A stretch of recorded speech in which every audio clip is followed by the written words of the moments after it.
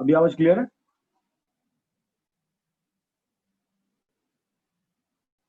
Yes, अभी आप सब लोगों का आवाज क्लियर है। चलिए, आज हम नया टॉपिक स्टार्ट करेंगे। ठीक है, स्टैट।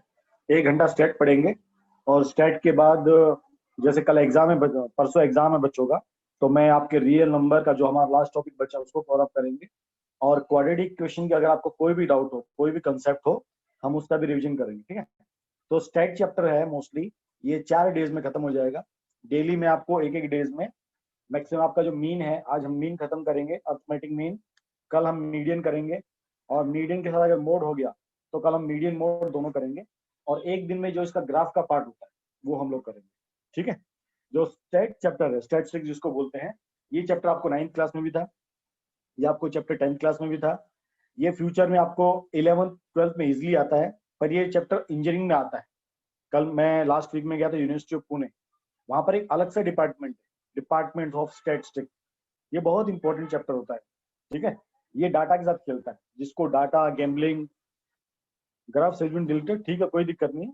आपको हार्डली 5 मिनट लगेंगे समझाने में, समझा देंगे उसको भी। ठीक है, कभी लॉन्ग टर्म में कभी आपको आए तो आपको याद रहेगा तो अच्छा, क्योंकि ये चैप्टर 11th 12th में और बाद में भी काम आता है, इसलिए वो टॉपिक आपको मैं समझाऊंगा।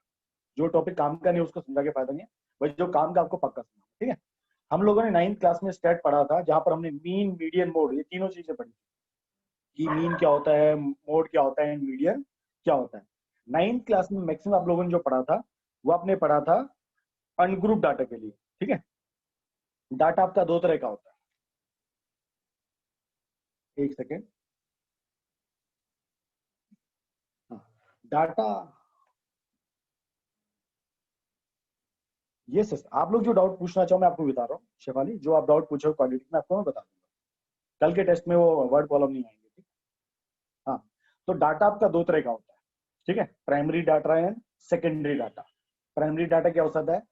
हम जो 1 to 1 डाटा कलेक्ट करते हैं, जैसे आपके घर पे अगर पॉपुलेशन वाले आते हैं, पॉपुलेशन, जो पॉपुलेशन काउंट करते हैं, हमारे हर घर में कितने मेंबर्स हैं, राशन कार्ड बनाने वाले, जो डायरेक्टली डाटा कलेक्ट किया जाता है उसको क्या बोलते हैं? Primary data. जो डाटा किसी और जगह से उठाया जाता है, आपको देखो बैंकिंग के कॉल आते हैं, क्रेडिट कार्ड ले लो, लोन ले लो, वो ले लो, आप देखो उनके आपने तुमको डाटा कभी दिया नहीं होता, वो डाटा ये सर्वे वाले, तो वो डाटा इनके पास कैसे पहुंचता है? वो किसी और से इसको परचेजिंग कर लेते हैं। तो इस तरह के डाटा को बोलते हैं सेकेंडरी डाटा। ठीक है, तो डाटा छोटा भी होता है, डाटा बड़ा भी होता है। जैसे एक क्लास में 40 बच्चे, तो 40 बच्चों का डाटा मेंटेन करना काफी इजी होता है। क्लास में टेस्ट हुआ, उसके मार्क्स कितने हैं, क्लास में सब बच्चों का हाइट क्या, रेंज क्या है, क्लास में बच्चों के वेट का रेंज क्या है। ठीक है, क्लास में बच्चों का रैंक कैसा है, क्लास में बच्चे परफॉर्म कैसा करते हैं। तो जब छोटा डाटा होता है उसको हम अनग्रुप डाटा, उसको हम विदाउट एनी अरेंजमेंट उसको हम मीन, मीडियन, मोड निकाल सकते हैं। लेकिन जब डाटा बड़ा होता है, जब डाटा लाखों में होता है, करोड़ों में होता है, थाउजेंड्स में होता है, तो उसको इजिली डाटा एनालिसिस करना नहीं हो पाता। तो स्टैट में 3 बातें बहुत इंपॉर्टेंट होती है। एक होता है कलेक्शन ऑफ डाटा, एक होता है प्रेजेंटेशन ऑफ डाटा, और थर्ड आपका होता है एनालिसिस ऑफ द डाटा। तो डाटा कलेक्शन में primary data and secondary data. फिर डाटा प्रेजेंटेशन में आप लोग 9th क्लास में पढ़ा था हिस्टोग्राम, बार ग्राफ्स, एंड आप लोग पॉलीगन आपने पढ़ा था। तो ये अंडर आता है प्रेजेंटेशन ऑफ द डाटा। जब आपको डाटा मिल गया है, आप उसको कैसे प्रेजेंट करते हो। एंड थर्ड स्टेप होता है स्टेट में, जिसको हम कहते हैं एनालिसिस ऑफ द डाटा। अब आपको डाटा मिल गया, अब आपको उसको एनालाइज करना है, डाटा कैसे काम करता है, कैसे काम नहीं करता है। जैसे अब चुनाव होता है, चुनाव में कौन सी पार्टी जीतने की संभावना है, कौन सी हारने की संभावना है, किसको कहाँ से कितनी सीटें मिल सकती हैं, किस इलाके में कौन सी पार्टी जीतेगी, उसको कितना परसेंटेज वोट शेयरिंग मिलेगा, उसको किस कास्ट ने कितना कितना परसेंट वोट किया, उसमें लेडीज ने कितना वोट किया, जेंट्स ने कितना वोट किया। तो जो हर चीज को जो आप सोचते हो कि हम इसको इस कैटेगरी में डिवाइड कर सकते हैं, उसको स्टेट एनालिसिस के अंदर बोलते हैं। तो एनालिसिस में भी 3 पार्ट होते हैं, जिसको हम कहते हैं अर्थमेटिक मीन, जिसको हम कहते हैं मीडियन, और जिसको हम कहते हैं मोड। ये तीनों चीजें हम लोग आज पढ़ेंगे। आप लोगों ने 9th क्लास में पढ़ा था, 9th क्लास में मेनली पढ़ा था हमने कौन सा? अनग्रुप डाटा के लिए। जब डाटा बहुत छोटा होता है, 50 का डाटा, 20 का डाटा, 30 का डाटा, उसको हम अनग्रुप डाटा बोलते हैं। जब डाटा बड़ा होता है उसको हम क्या करते हैं? हम ग्रुपिंग करते हैं। तो हम जब डाटा को ग्रुपिंग करते हैं, जब हम डाटा ग्रुपिंग करते हैं, तो कुछ चीजें इंपॉर्टेंट होती है याद रखनी। ठीक है, कुछ चीजें इंपॉर्टेंट होती हैं याद रखनी। तो मैं वो जस्ट रिवीजन करा था, आप लोग को याद भी होगा, फिर भी हम जस्ट लोग रिवाइज करेंगे। ठीक है, जैसे आप टेबल बनाते थे, ये समझो आपका डाटा है, कोई आपको डाटा गिवन है कि ये आपको मार्क्स दिए हैं, हमने क्लास में टेस्ट कंडक्ट किया और मार्क्स की रेंज दी है, जैसे 0 से 10, 10 से 20, 20 से 30। ये नंबर ऑफ स्टूडेंट है, जस्ट एक रफ हम डाटा ले रहे हैं, ठीक है। नंबर ऑफ स्टूडेंट 5, 10, 5, ठीक है। अब इस डाटा में जो ये मार्क्स वाला कॉलम है, ये जो कॉलम है इसको हम कहते हैं, यहाँ पर हमने इसको क्या किया, ग्रुपिंग किया है। कैसे ग्रुपिंग किया है भाई, किसी स्टूडेंट के मार्क्स 0 से लेकर 100 के बीच है, कितने बच्चों के मार्क्स 0 से 110 के बीच में है, कितने बच्चों के मार्क्स 0 से 20 के बीच में है, एंड कितने बच्चों के मार्क्स 20 से 30 के बीच में। जस्ट एग्जांपल के मैंने छोटा डाटा लिया, ये डाटा बड़ा भी हो सकता है, ठीक है। तो अब इसमें जो ये लेफ्ट वाला पार्ट होता है, इसको हम क्या कहते हैं, आप लोगों को याद होगा, इसको हम क्या कहते हैं,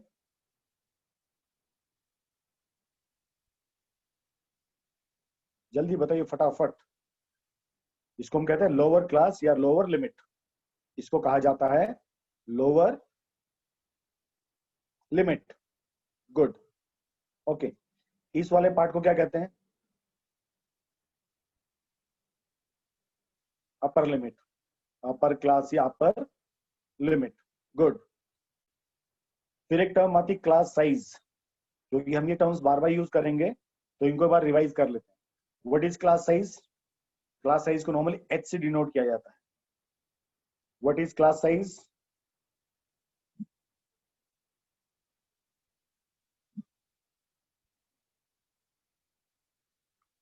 It is not 0 to 10. Yes, their difference. It is upper limit minus lower limit. जैसे इस केस में आपका अपर लिमिट क्या है 20 मान लो, लोअर लिमिट क्या है 10, तो क्लास साइज कितना हो गया 10। तो upper limit minus lower limit, इसको हम क्या कहते हैं, क्लास साइज। इसमें एक टर्म और आती है जिसको हम कहते हैं क्लास मार्क। ये बहुत काम आने वाली चीज है, ये चीज बहुत बार काम आने वाली है। इसको कई बार हम लोग एक्स आई से रिप्रेजेंट करेंगे जब ये हम सॉल्व करेंगे। तो what is class mark? What is class mark?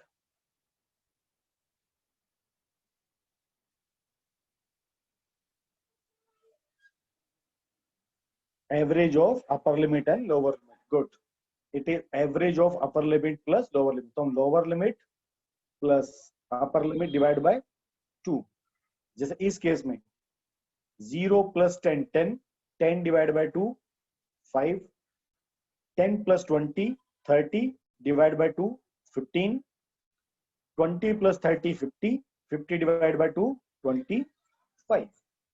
ये आपको पता होना जरूरी, क्लास मार्क आपको पता होना जरूरी है, आपको क्लास साइज पता होना जरूरी है। ये हम बार बार यूज करते हैं। एंड जो नंबर ऑफ स्टूडेंट होता है, इसको नॉर्मली कैसे लिखते हैं हम लोग, एफ आई। इसको हम कैसे लिखते हैं, एफ आई। जो भी हम लोग बार बार यूज करेंगे, सबको मैं पहले बता रहा हूँ। जो number of student, number of person, number of, ये डाटा जिसके बारे में है, एक है किस चीज के बारे में, मार्क्स के बारे में। अब ये किन के ऊपर एप्लीकेबल है, नंबर ऑफ स्टूडेंट के ऊपर एप्लीकेबल है, नंबर ऑफ पीपल के ऊपर। जो यहाँ पर नंबर आता है, काउंटिंग आता है, उसको एफ बोला जाता है, फ्रीक्वेंसी। इसको क्या कहा जाता है, फ्रीक्वेंसी कहा जाता है, कि उसकी फ्रीक्वेंसी क्या है, इसको एफ आई से डिनोट करते हैं, ठीक है। तो आपका देखो ये फॉर्मूला आप लोगों ने 9th क्लास में पढ़ा था, ये फॉर्मूला आप लोगों ने 9th क्लास में पढ़ा था।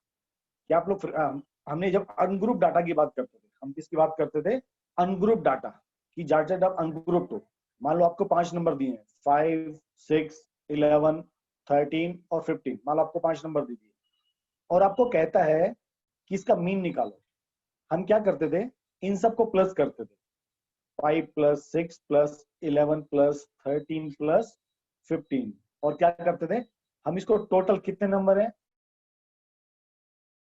है जब डाटा अनग्रुप्ड होता है, मतलब जिसकी कोई ग्रुपिंग नहीं, अनग्रुप डाटा, तो हम क्या करते हैं, सबको प्लस करते थे, डिवाइड बाय 5 करते थे, ठीक है। कितना हो गया, 11, 11 22, 13 प्लस 15 28, 28 और 22 नियरली 50, 50 डिवाइड बाय 5 नियरली कितना हो गया आपका 10 के आसपास। तो हमारा एवरेज कितना आ गया 10।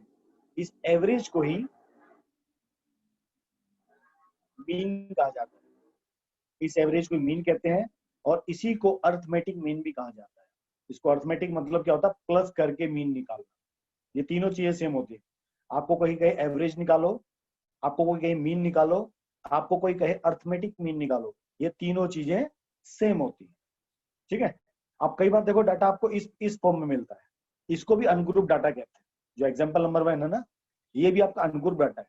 यहाँ इन्होंने आपको एक्सआई दे दिया और आपको क्या दे दिया, एफआई दे दिया।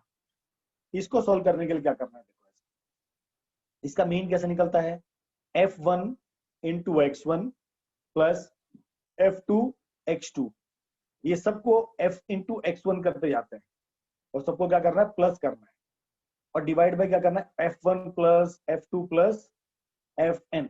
इसको हम समझेंगे जब एग्जांपल करेंगे तब इसको समझेंगे।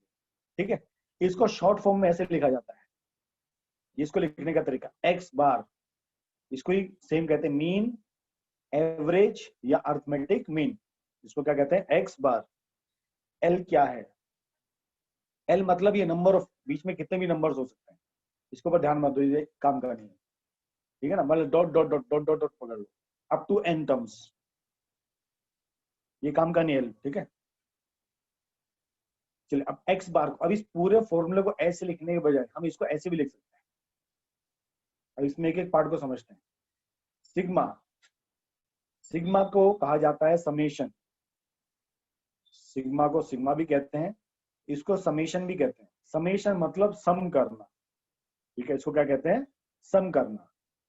i इक्वल टू 1, मतलब आपके पास समझो नंबर है, आपको नंबर लिखे 2 3 6 7 8, तो ये मेरा क्या बन गया, x1, ये मेरा बन गया x2, ये मेरा बन गया x3, ये मेरा बन गया x4, ये मेरा बन गया x5। i इक्वल टू 1 मतलब x,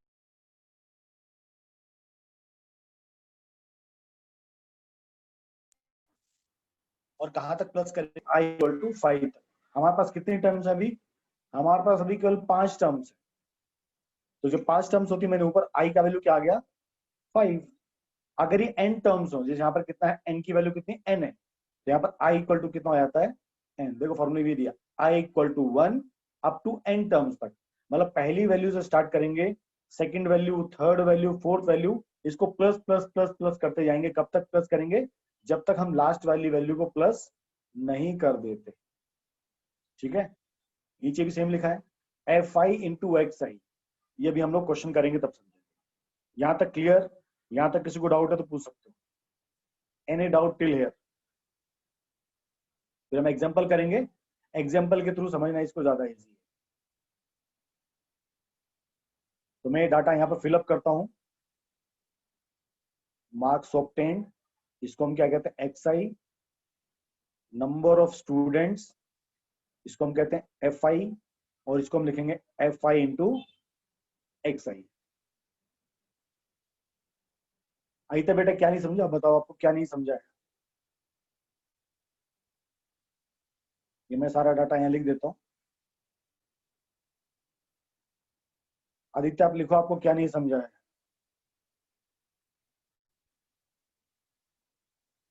80, 88, 92 एंड 95, ये क्लास में टेस्ट हुआ। ठीक है, तो बच्चों ने कितने कितने नंबर स्कोर किए वो लिखा है, कि 10 नंबर एक बच्चे ने स्कोर किया, 20 भी एक ने स्कोर किया है, 36 तीन ने, ये अलग अलग डाटा आपको गिवन है। इसको एज इट इज हम नोट कर लेते हैं।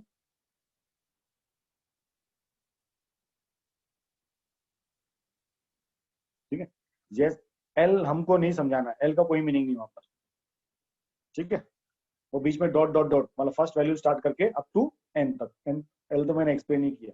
ठीक है, तो डाटा में उतार लिया, ये हमारा पूरा एक्स आई कॉलम हो गया, ये हमारा पूरा एफ आई कॉलम हो गया। ये एफ आई इंटू एक्स आई का मतलब क्या है, कि हमको दोनों को क्या करना है, मल्टीप्लाई करना है। उनको क्या करना है, दोनों को मल्टीप्लीकेशन करना है।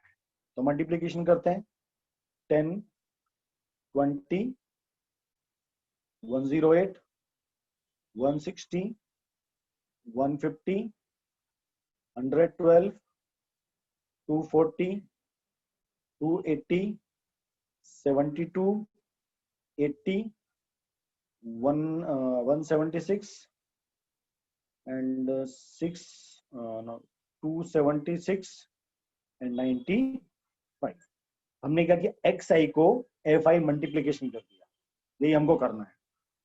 ठीक है, हमने क्या किया, एफ आई इंटू एक्स आई हमने क्या किया, इसको मल्टीप्लिकेशन कर दिया, ऐसे सीक्वेंस में मल्टीप्लाई करते चले गए, इसको इससे मल्टीप्लाई करते, इसको बोलते हैं एफ आई इंटू एक्स आई। ठीक है, अब जब हम इन सबको प्लस करेंगे, इसको यहां से लेके जब इसको पूरे को प्लस करते हैं यहां तक, इसको हम कहते हैं सिग्मा एफ आई। इसका मतलब क्या हुआ, हमने सारी एफ वाली जितनी वैल्यूज थी वो सबको क्या कर दिया, प्लस कर दिया। ठीक है, क्वेश्चन कुछ तो आएगा, कितना आएगा क्वेश्चन में दिया अपने को, मार्क्स ऑब्टेन बाय 30 स्टूडेंट्स, उसने पहले बोल दिया 30 स्टूडेंट है, इसका मतलब हमारा सिग्मा एफ आई कितना है, 30। इसको कैसे लिखेंगे, sigma F I into X I. Sigma मतलब हमको इन सबको क्या करना है, प्लस करना है। ठीक है, अब मीन कैसे निकालेंगे, x bar equal to sigma F I x i upon sigma F i. ये जो भी वैल्यू आएगा यहाँ पर, इस पूरे को प्लस करके, इस पूरे को आपको क्या करना है, प्लस करना है। इस पूरे को प्लस करके जो भी आएगा आप उसको इससे आपको डिवाइड करना है। इसमें किसी को डाउट है, किसी को शक, इसी को कहा जाता है डायरेक्ट मेथड। इसको क्या कहते हैं, direct method. Yes, any student has doubt in this, आप लोग 0 दबा सकते हो। आपको एक्स आई पता है, आपको एफ आई दिया है, आपको दोनों को मल्टीप्लीकेशन करना है, फिर लास्ट में दोनों को प्लस करना है, और लास्ट में सिग्मा एफ आई एक्स आई, और नीचे सबमिट। आपको कहां से नहीं समझा,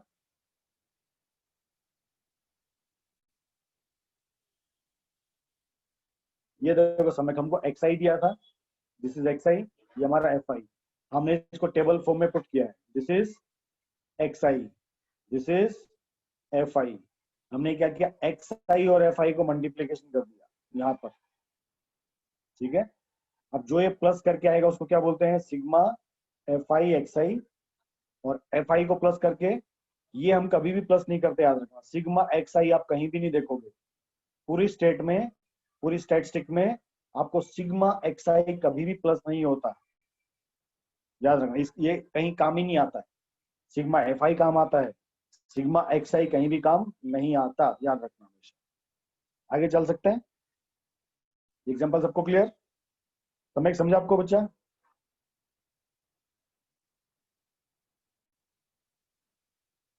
चलिए हम नेक्स्ट एग्जाम्पल करेंगे।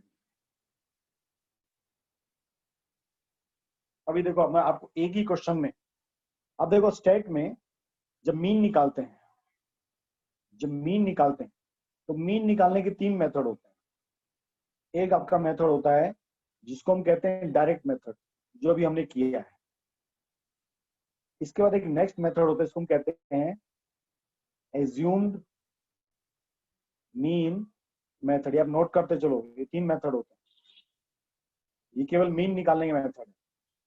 थर्ड आपका होता है स्टेप डेविएशन मेथड।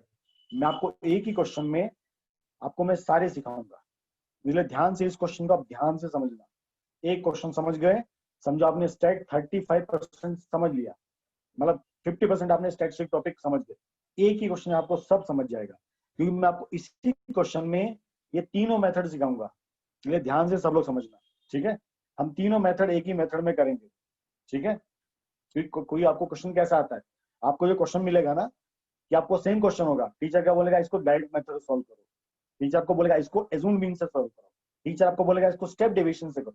मैं आपको तीनों का डिफरेंस भी समझाऊंगा। ठीक है, तो सबसे पहले हम डाटा लिखना सीखेंगे। ठीक है, तो जो आपकी ये फर्स्ट जो टेबल होती है, अपर वाली जो टेबल होती है, परसेंटेज ऑफ फीमेल टीचर, यहाँ पर जो भी होता है उसको नॉर्मली हम लोग क्या करते हैं, एक्स आई लिखते हैं, उसको क्या लिखते हैं, एक्स आई। और ये जो टेबल होती है नंबर्स ऑफ स्टेट, इसको क्या बोलते हैं, एफ आई, याद रखना हमेशा। ठीक है, ये जो ग्रुपिंग होती है, जब भी आपको ग्रुपिंग मिले ऐसी, वो समझ जाना ये क्या है, एक्स आई है, ये हमारी क्या है, एक्स आई। और जो ये number of students, number of states जो भी है, उसको हम क्या कहते हैं, एफ आई। चलो डाटा पुट करते हैं। अच्छा, इसको एक्साइन, इसको एक्साइन, इसको हम क्या कहते हैं, इसको सबसे ग्रुपिंग कहते हैं। एक्स आई यहाँ पर आएगा, एक्स आई यहाँ पर आएगा, एक्स आई आपका होता है क्लास मार्क, सॉरी। तो यहाँ पर हम सिंपल इसको क्या लिखेंगे, जो भी आपको डाटा गिवन है, परसेंटेज ऑफ फीमेल टीचर्स। तो चलो डाटा लिखते हैं अभी, 15, 25, 25, 35, ध्यान से देखते चलना अभी, 35, 45, 45 एंड 55, 55, 65 एंड 65, 75 एंड 75, 85। ठीक है, हमने एक डाटा लिख दिया अभी।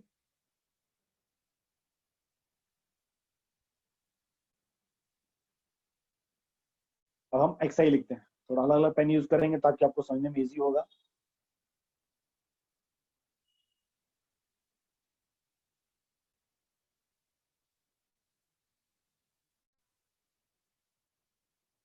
अब एफ आई लिखते हैं, 6, 11, 7, 4, 4, 2, 1। अब सबसे पहले हम लोग एक्सआई निकालते हैं। एक्सआई क्या होता है, क्लास मार्क बोलते हैं। एक्सआई को क्या कहते हैं, क्लास मार्क, मतलब upper limit plus lower limit divide by 2, ये करना होता है। ठीक है, अपर लिमिट, ये एक्सआई क्या होता है वापस याद दिलाया, तो एक्सआई क्या है, क्लास मार्क। एक्सआई क्या है, class mark, upper limit plus lower limit divide by 2। चलिए 15 से 15 प्लस 25, 40, 40 डिवाइड बाय 2, 20। जब आप इसको लिखोगे आपका डाटा ऐसे बनेगा।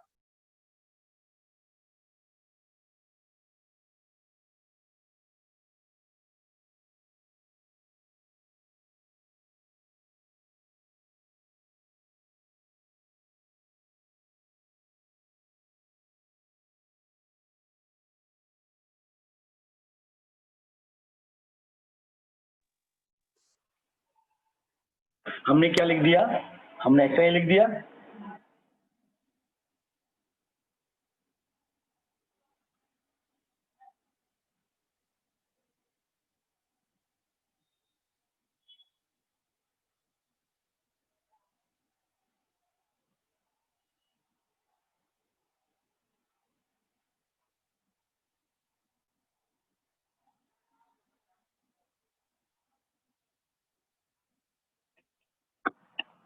एक सेकंड जस्ट,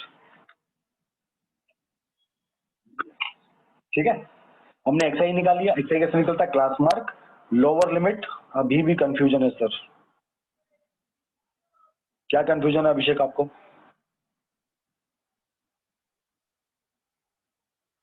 बताओ क्या कंफ्यूजन है, जल्दी बताओ फटाफट।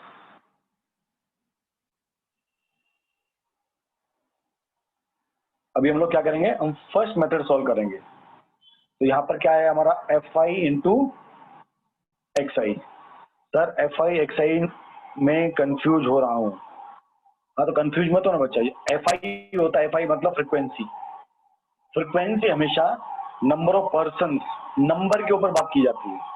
फ्रिक्वेंसी हमेशा नंबर के बात की जाती है। ये डाटा आपको कभी भी, एक याद आपको याद दिलाता हूँ, एफ आई जो होता है वो कभी भी ऐसे ग्रुपिंग नहीं लिखाया जाता, कभी भी ग्रुपिंग नहीं होता है। एफ आई सिंगल वैल्यू मिलेगी आपको, जो सिंगल वैल्यू होती है ना वो समझ लेना फ्रिक्वेंसी है। आदमी 6 हो सकते हैं। ठीक है, मैं बाहर का एक बार गेट बंद कर देता हूँ।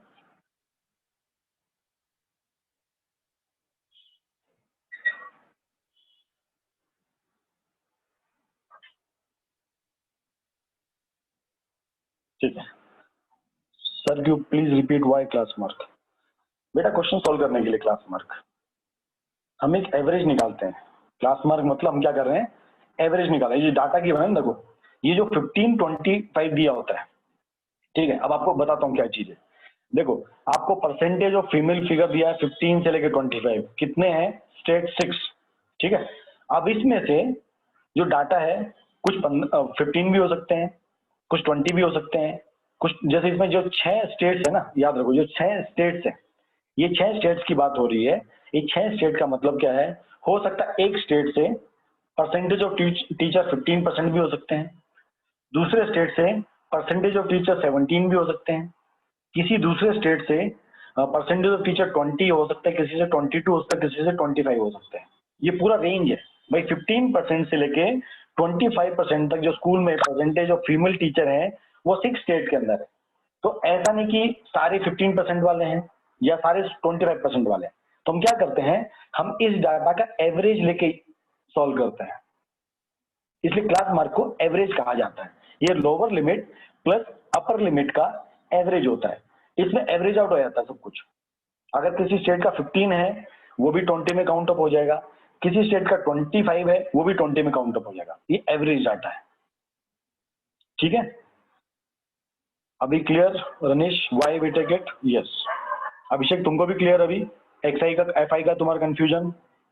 एफआई हमेशा ये सिंगल वैल्यू मिलेगी, number of person, number of state, number of student, number of people, number of ये, नंबर ऑफ वो। और ये जो डाटा रहता है ये हमेशा ग्रुपिंग में रहता है, याद रखना हमेशा, ठीक है। तो हमने एफआई हमारा हो गया, हमारा एक्सआई हो गया।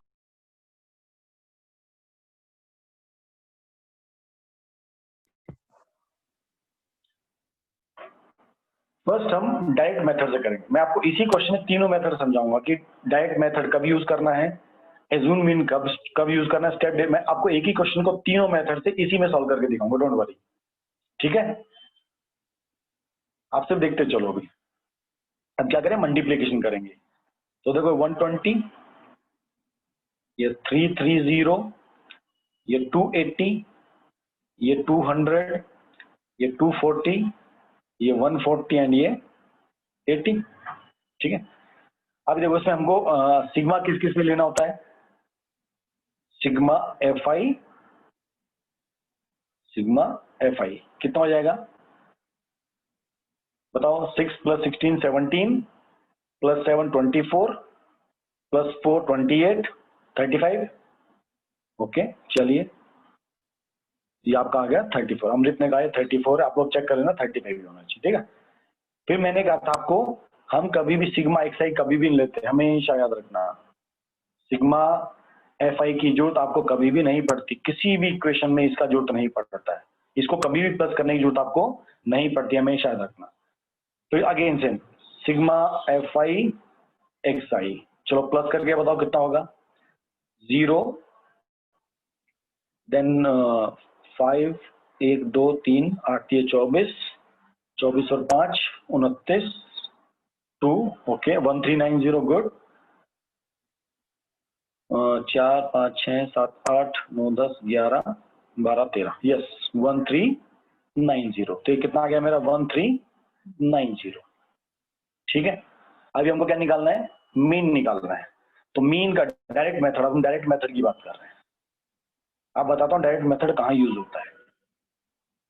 पहले डायरेक्ट मेथड निकाल लेते हैं। तो x bar equal to sigma F I x i upon sigma F i 1390 divide by 35। कितना आएगा रफली? यस अमृत, कितना आएगा रफली? 1390 डिवाइड बाई 35।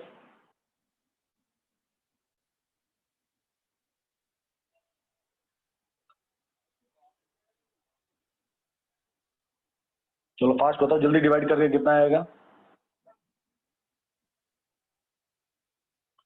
39.7। ये हमारा डायरेक्ट मेथड है। डायरेक्ट मेथड कहां पर यूज करना चाहिए बताता हूँ। जैसे कि आप देखो, आपने F I x I plus किया, ठीक है, 120 330, ये तो बहुत इजी कैलकुलेशन था। कई बार एफ आई जो होता है ये बड़ा वैल्यू होता है, 10 20 30 40 50 60, बड़ा बड़ा वैल्यूज होता है, ठीक है। कई बार हम जो ये निकालते हैं ग्रुपिंग, अभी तो यहाँ पर 15 25 लिखा है, बरोबर है।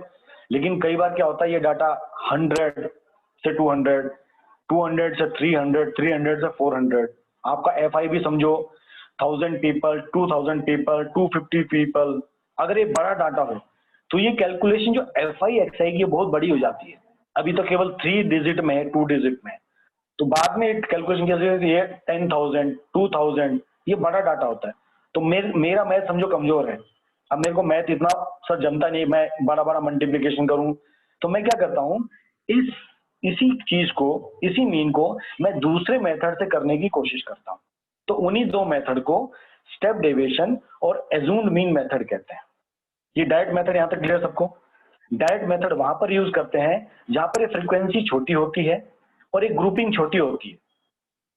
अप टू 100, सो 1 से 0 से लेके 100 तक का अगर ये आपका ग्रुपिंग टेबल है, तब तो समझो आप डायरेक्ट मेथड यूज कर सकते हो। ये देखो सिंपल कैलकुलेशन, आपको एफ आई एक्स आई निकालना आपने निकाल लिया है, ठीक है। समस्या कब होती है? जब ये डाटा बड़ा होता है, जब डाटा थाउजेंड्स में हो, जब डाटा आपका लैख में हो, जब डाटा आपका करोड़ में हो, तब ये डायरेक्ट मेथड बहुत महंगा हो जाता है। अभी तो पीछे जीरो लिखा है इसलिए कैलकुलेशन इजी दिखती है। अगर ये जीरो ना हो तो 263 हो, 259 हो, तब उनको कैलकुलेशन करना, प्लस माइनस करना, डिवाइड करना थोड़ा टीडियस टास्क होता है। उसके बाद आपका सेकंड मेथड आता है, इसको हम कहते हैं एज्यूम मीन मेथड। इसको क्या कहते हैं? Assume mean method. तो यहां पर जैसे एक्स आई होता है, एक नई टर्म आती है, इसको हम क्या कहते हैं? D I. ये चीज याद रखते चलना, हम एक ही क्वेश्चन में सारे करेंगे, ठीक है। हम सेकंड मेथड की बात करते हैं, जिसको कहा जाता है assumed mean method. Assumed mean method, इसे हम क्या करते हैं? एक नई टर्म लेते हैं डी आई। इसे नई टर्म क्या लेते हैं? D I. डी मतलब डेविएशन, इसका कोई नाम नहीं, इसको डी आई डेविएशन ले सकते हो, ठीक है।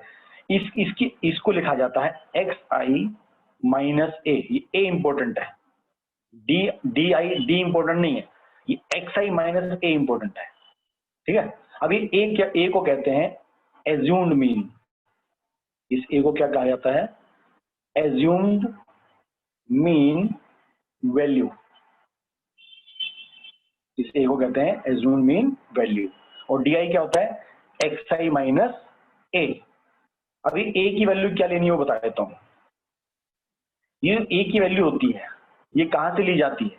ये ए की वैल्यू इस एक्स आई में से, जो आपका एक्स आई लिखा है ना, 20, 30, 40, 50, 60, 70, 80, आप इसमें से कोई भी वैल्यू पिकअप कर सकते हो। मैंने क्या कहा? जो ए वैल्यू होती है, ए वैल्यू क्या होती है? Assumed mean value. ये कहां से पिकअप करनी है? एक्स आई जो आपको दिया है 20, 30, 40, 50, 60, 70, 80, आप इसमें से कोई भी वैल्यू ले सकते हो। मेरा फर्स्ट स्टेटमेंट ये है। सेकंड स्टेटमेंट में क्या कहता हूँ? आप कोई और भी वैल्यू ले सकते हो। 20 से लेके बीच में 25 भी ले लो, 35 भी ले लो, 44 ले लो, 64 ले लो, 74 ले लो, 90 भी ले लो, 10 भी ले लो। मैं आपको ये बोलता हूँ, ठीक है। ये स्टेट की खासियत है, ठीक है। आप ए की वैल्यू कुछ भी ले सकते हो, बट हम वो स्पेसिफिकली वैल्यू क्यों लेते हैं? ताकि हमारी कैलकुलेशन इजी हो जाए। हम ये दूसरा मेथड क्यों यूज कर रहे हैं? हमारी कैलकुलेशन सिंपल हो जाए, ठीक। ए की वैल्यू आपको मैंने क्या कहा? ए की वैल्यू कुछ भी हो सकती है। ए की वैल्यू 0 भी हो सकती है, ए की वैल्यू 100 भी, एनीथिंग आप वैल्यू ले सकते हो। पर हमारा काम क्या है? हमको क्वेश्चन को इजी बनाना है, और इसको इजी बना के क्या करना है? सॉल्व करना है। तो जो कोई भी चीज इजी करनी होती है तो हमको इजी मेथड ढूंढना पड़ता है। इजी मेथड क्या कहता है? भाई इसमें से कोई भी एक वैल्यू ले लो। अब उसमें एक खास बात और याद रखो, जब भी आप वैल्यू सिलेक्ट करो, आप इसमें से बीच का वैल्यू सिलेक्ट करने की कोशिश करो। जैसे 20, 30, 40, 60, 70, 80, बीच का वैल्यू कौन सा आ रहा है? 50। आप जितना मिडल मोस्ट वैल्यू आप पिकअप करोगे, आप जितना मिडल मोस्ट वैल्यू पिकअप करोगे, उतना आपका कैलकुलेशन इजी होगा। आप 20 भी ले सकते हो, 30, 40, 50, 60, 70, 80 कुछ भी ले सकते हो, पर जितना आप मिडल मोस्ट वैल्यू पिकअप करोगे, उतना आपका क्वेश्चन सिंपल होगा। इसमें कोई डाउट है जो मैंने आपको कहा अभी तक चीजें? ये आपको समझनी बहुत जरूरी कि हम भैया ए की वैल्यू क्या ले सकते हैं, ठीक है ना। मैंने आपको फर्स्ट स्टेटमेंट क्या कहा? आप ए की वैल्यू कुछ भी ले सकते, आपको टीचर कुछ भी बोले, मैं आपको सिखा रहा हूँ अंडरस्टैंडिंग पर्पज से। ए का वैल्यू यहाँ पर कुछ भी हो सकता है, 0 से लेके 100,000 कुछ भी हो सकता है, पर उससे क्वेश्चन लंबा हो जाता है। सेकंड मैंने कहा ए का वैल्यू एक्स आई में से कुछ भी ले सकते हो, मैं आपको ये भी कह रहा हूँ। और थर्ड मैं आपको क्या कहता हूँ? हाँ, आपको वैल्यू लेनी है एक्स आई से लो, ताकि क्वेश्चन सिंपल रहे। उसको और सिंपल करना है तो ये जो आपको एक्स आई का डाटा गिवन है, इसमें से जो मिडल मोस्ट वैल्यू है, हम उसको पिकअप करते हैं। तो मैंने यहाँ पर ले लिया, मेरा ए का वैल्यू क्या है? 5050। Everything clear? ठीक है। अब देखो D I equal to X I minus A. अब मेरा यहाँ पर देखो एक्स आई क्या है? 20। ए की वैल्यू मैंने कितनी ली? 50। तो कितना आ गया? देखो -30 आएगा, ये ठीक है। यहाँ पर एक्स आई का वैल्यू कितना है? 30। 30 माइनस 50 माइनस 20। अब एक्स आई का वैल्यू कितना है 40, 40 माइनस 50 माइनस 10, 50 माइनस 50 0, 60 माइनस 50 अब प्लस 10 हो जाएगा, यहाँ पर 20 हो जाएगा और यहाँ पर आपका क्या हो गया 30 हो गया। कोई डाउट कोई शक किसी को? यहाँ तक किसी को डाउट? जैसे मैंने आपको बताया था एक्स आई प्लस नहीं करते हैं, उस तरह डी आई भी कभी भी प्लस नहीं करते हैं, सिग्मा डी आई कभी भी यूज नहीं होता है। ठीक है, चलिए गुड, आप सब लोगों को समझ में आ रहा है, वो इंपॉर्टेंट बात है। एक ही क्वेश्चन में देखना आप सब क्वेश्चन समझ जाओगे, सब मेथड समझ जाओगे। अब हमारा अगला सेम चीज, जैसे हमने एफ आई एक्स आई निकाला था, अब वापिस हम क्या करेंगे, अब एफ आई डी आई निकालेंगे। ठीक है, जिस हमने अभी क्या किया था, हमने एफ आई एक्स आई निकाला था, हम क्या करेंगे एफ आई डी आई। हमारा एक्स आई नहीं बचा, हम क्या करेंगे डी आई निकालेंगे। अभी देखो आपकी कैलकुलेशन थोड़ी सिंपल है। अब एफ आई क्या है 6 माइनस 30, तो माइनस 180 माइनस 220 माइनस 70 0 40, ये भी आपका 40 और ये आपका 30। अब देखो मेरा डाटा थोड़ा इजी हो गया है, जिसको मैं इजी हैंडल कर सकता हूँ। अब मेरा डाटा थोड़ा इजी हो गया। अब यहाँ वापस निकालेंगे sigma F I D I. इसका क्या फायदा हुआ भाई, कुछ प्लस की वैल्यू है, कुछ माइनस की वैल्यू है, कुछ वैल्यू अपने आप उसको नलीफाई कर देती है। चलो बताओ कितना बच गया मेरे को, 40 40 80 एंड 30 110, 110 वहां पर बचेगा, 2500 2500 और 1100, 2500 1100 माइनस 360 आना चाहिए। आप लोग कैलकुलेट कर लो। यस, बताइए मेरे को कितना आएगा, sigma F I D I कितना आने वाला है? मेरे ख्याल से माइनस 360 है, क्योंकि 40 40 30 है, तो 110 हो गया, 220 में से 110 कम कर दिया, 110 बचा, ऊपर 250 हो गया, 250 और 110 माइनस 360। मेरा कैलकुलेशन ये कहता है। आप लोगों का कैलकुलेशन सेम है या कुछ अलग आ रहा है?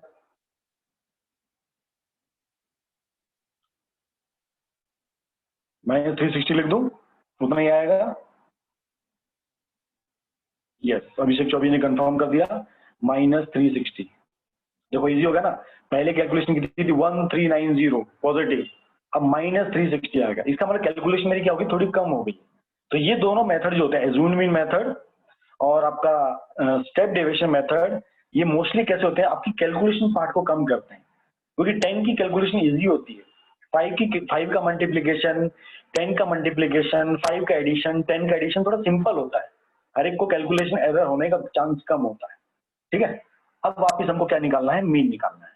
तो जिस तरह ये फॉर्मूला होता है आपका एक्स आई एफ आई का, उसी तरह अब ये जो मेथड है इसका भी फॉर्मूला होता है सेम। एक्स आई सेम है, सिग्मा एफ आई, अब एक्स की जगह हमारा क्या काम करेगा, डी आई काम करेगा। जैसे यहाँ पर क्या था एक्स आई था ना, अब यहाँ पर क्या आ जाएगा डी आई अपॉन नीचे सिग्मा एफ आई सेम है। अब इसमें एक चीज क्या ऐड होती है, हमने जो ए माइनस किया था, हमने डी आई में क्या किया था माइनस ए किया था, हम क्या करेंगे उसको यहाँ पर प्लस कर देते हैं। जैसे आप लोगों ने समझा, इक्वेशन जो होती है, अगर आपको इक्वेशन को चेंज नहीं करना, हम +2 करते हैं -2 करते हैं, उसी तरह आपका मीन सेम रहना चाहिए। तो आपने क्या किया था, इक्वेशन में पहले हर एक को -a किया था, अब क्या करें जब मीन निकालेंगे हम उसमें +a कर देंगे। चलिए अब देखिए हमारा आंसर सेम आता है क्या, x bar equal to -360 upon 35, a का वैल्यू कितना था 50। देखो सेम आता है क्या, ये आपका 39.7 आना चाहिए। यस प्लीज टेल मी, क्या सेम वैल्यू है? मैं तब तक पानी पी लेता हूँ।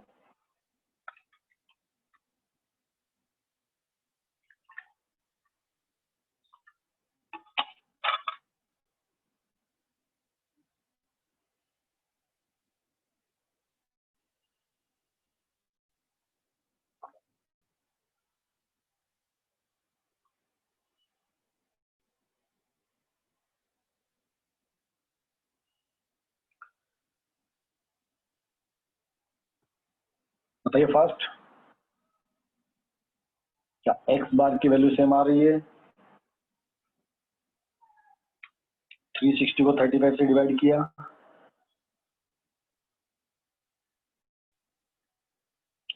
360 डिवाइड बाय 35, ये आपका आता है -10.28, या आप इसको 29 भी ले सकते हो, प्लस 50, तो ये आपका सेम आ गया -39.71, एग्जैक्टली सेम आएगा। तो याद रखना, मीन हम जब भी निकालेंगे, मीन हम जब भी कोई मेथड आप यूज करो, डायरेक्ट मेथड यूज करो, एज्यूम मीन मेथड यूज करो, स्टेप डेविएशन भी यूज करो, तीनों में आंसर सेम आएगा। याद रखना, आंसर चेंज नहीं होता, केवल कैलकुलेशन इजी करने के पर्पज से इसको किया जाता है। तो किसी को भी अभी भी एज्यूम मीन मेथड में डाउट है, प्लीज 0 टाइप कर सकता है। Yes, anyone has doubt in assume mean method, please type 0। फिर हम थर्ड मेथड पे चलेंगे, नहीं तो अगर आपको कोई डाउट नहीं है। डाउट है हिमांशु और शुभम को? हाँ भैया, क्या डाउट है?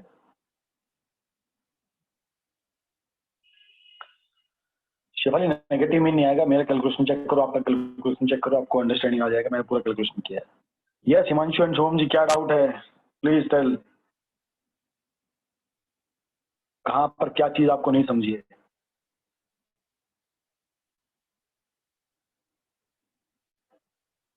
वैल्यू ऑफ ए, मैंने कहा वैल्यू ए आप कुछ भी ले सकते हो। हम क्यों लेते हैं, पहले पर्पस समझो।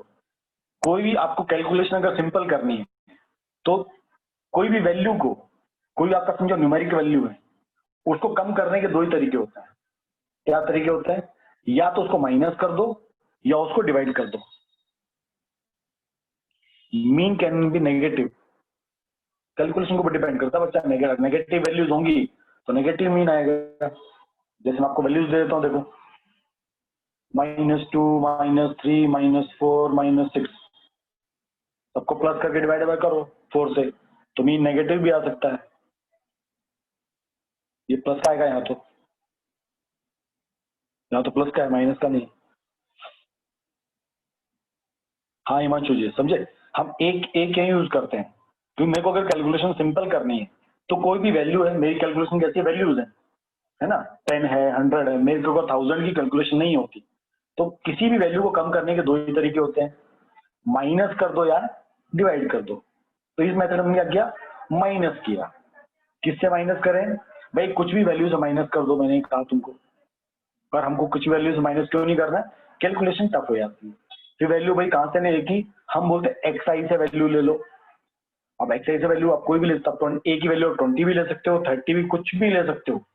पर मैंने क्या कैलकुलेशन और भी सिंपल करनी है, तो मैंने क्या किया, मिडिल मोस्ट वैल्यू ली। इससे क्या फायदा हुआ, मेरी कैलकुलेशन -360 हो गई। आप 20 लेके सॉल्व करोगे तब भी आंसर सेम आएगा, ए की वैल्यू 30 लेके करोगे तब भी सेम आएगा। अभी क्लियर आपको हिमांशु? शिवम जी आपका क्या डाउट है? शिवम साहब ले, what is your doubt? Okay good. Okay Himanshu, हाँ 100 ले लो, 1000 ले लो, मिलियंस ले लो, तब भी आंसर सेम आएगा, मैं गारंटी देता हूँ इस चीज की। तो माइनस नेगेटिव लेके कर लो तब भी आंसर सेम आएगा।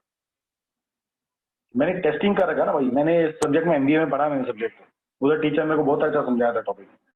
नेगेटिव वैल्यू भी ऐड कर दो कोई फर्क नहीं पड़ेगा, 0 कर दो तब भी फर्क नहीं पड़ेगा, और कुछ भी कर, क्यों क्यों फर्क नहीं पड़ता? देखो ये मैंने तुमको बताया ना, जैसे x लिखा है, x में +2 कर दो और -2 कर दो, कोई फर्क पड़ता है क्या? नहीं फर्क पड़ता। उसी तरह मैंने जो चीज यहाँ पर माइनस की है, मैं यहाँ पर प्लस कर रहा हूँ, इसलिए क्वेश्चन के ऊपर कोई फर्क नहीं पड़ता। बट सर 7A गाना ई का भाई, 7A, ये मैं आपकी भाषा नहीं समझा, इसको भाषा को थोड़ी हिंदी इंग्लिश, ये भाषा मुझे नहीं समझी भाई।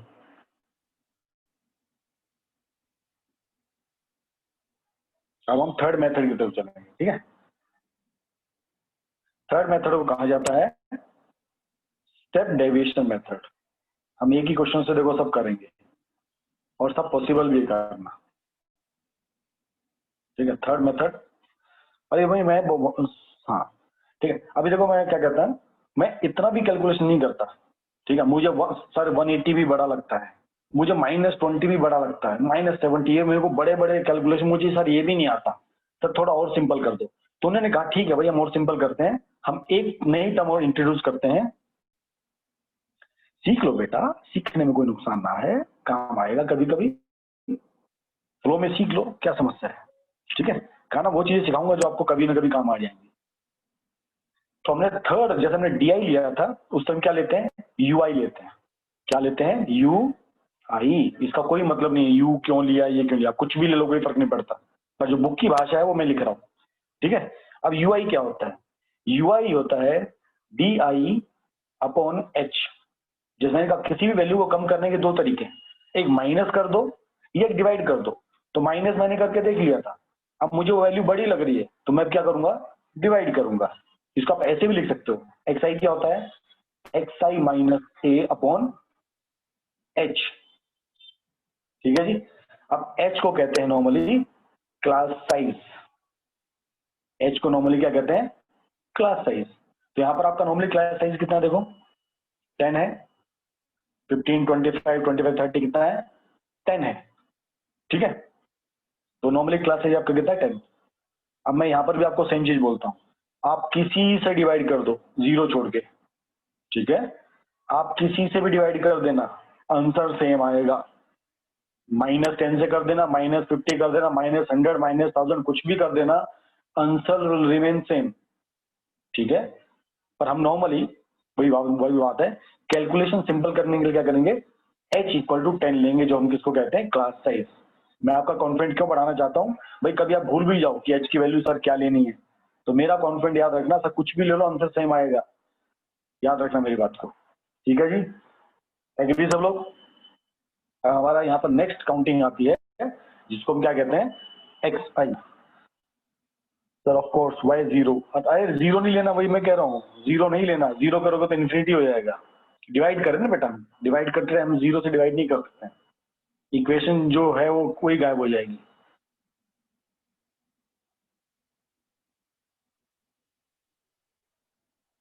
हम क्या निकालेंगे, UI निकालेंगे।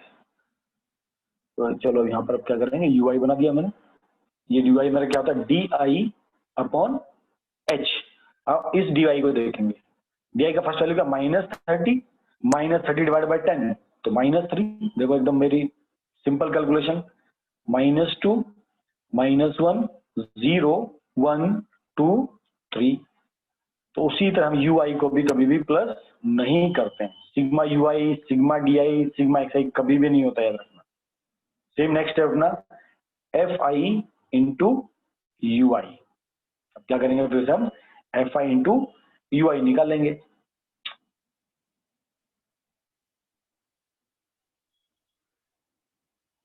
लाइनें खींच देता हूँ थोड़ी एक बार।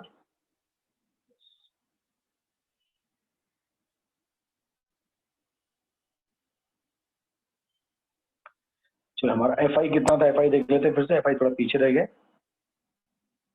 यस, अब FI 6 है, तो 6 - 3 -18। आप देखोगे जो आपका FI/DI है ना, उसको 10 से डिवाइड करते जाओ, -18, -22, -7, 0, 4, 4 एंड आपका 3। देखो कैलकुलेशन एकदम सिंपल हो गया। Sir why it is called as class size. कोई भी वैल्यू ले सकते हो बेटा, कोई भी वैल्यू। ठीक है,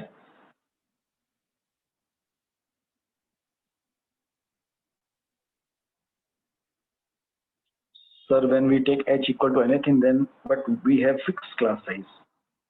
कुछ भी लेके करोगे आंसर पक्का आएगा। क्योंकि आपको कुछ क्वेश्चन कैसे आएंगे जहां पर आपका क्लास साइज सेम नहीं होता, वो भी मैं एक क्वेश्चन कराऊंगा आपको, डोंट वरी, तो आपको डाउट भी क्लियर हो जाएगा। ठीक है, अब FI/UI को प्लस करेंगे, कितना आएगा भाई, ये बताओ फटाफट। FI/UI ये आएगा -36। ठीक है, सिग्मा FI/UI सिंपल है, जो सिग्मा FI/DI है वो -360 है, डिवाइड बाय 10 कर दो तो -36 बच जाएगा। ठीक है, अब जिस तरह हमने FI ये इसका x बार निकाला था, अब इसका भी x बार होता है, उसको कैसे लिखते हैं देखो, x bar equal to same sigma FI/UI divide by sigma FI। यहाँ पर एक चेंज क्या आता है भाई, हमने यहाँ पर H को डिवाइड किया था, देखो यहाँ पर हम H को मल्टीप्लाई करते हैं, एंड प्लस ए, ये देखो फॉर्मूला में प्लस ए था ना, यहाँ पर ए आ जाता है। ये आपका कौन सा है, स्टेप डेविएशन मेथड। ठीक है, हमने यहाँ पर क्या किया, एच हमने क्या किया था, डिवाइड किया था, तो हम यहाँ पर क्या कर रहे हैं, एच को मल्टीप्लाई कर रहे हैं। एज्यूम में हमने क्या किया था, एक्स ए को माइनस किया था, हमने ए को क्या कर दिया,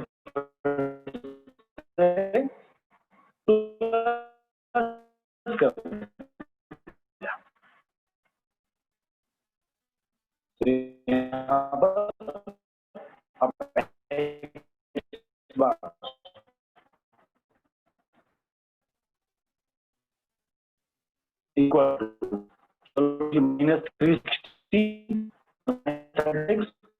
upon 30 into 10 plus 50 आपका x बार 39.7 आएगा, एकदम एग्जैक्ट सेम ही 360 और 35 हमने स्टार्टिंग में डिवाइड हम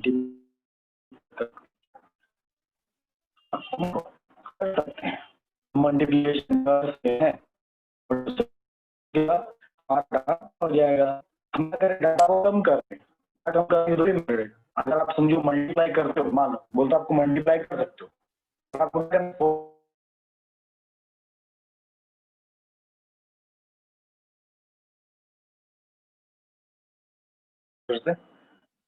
हाँ, ये सिस्टम बहुत कमाल का है। ये जूम की एक शायद ड्रॉबैक है, ये होस्ट को बाहर फेंक देता है, बोलो होस्ट की जरूरत नहीं, बाकी लोग होस्ट बना दो।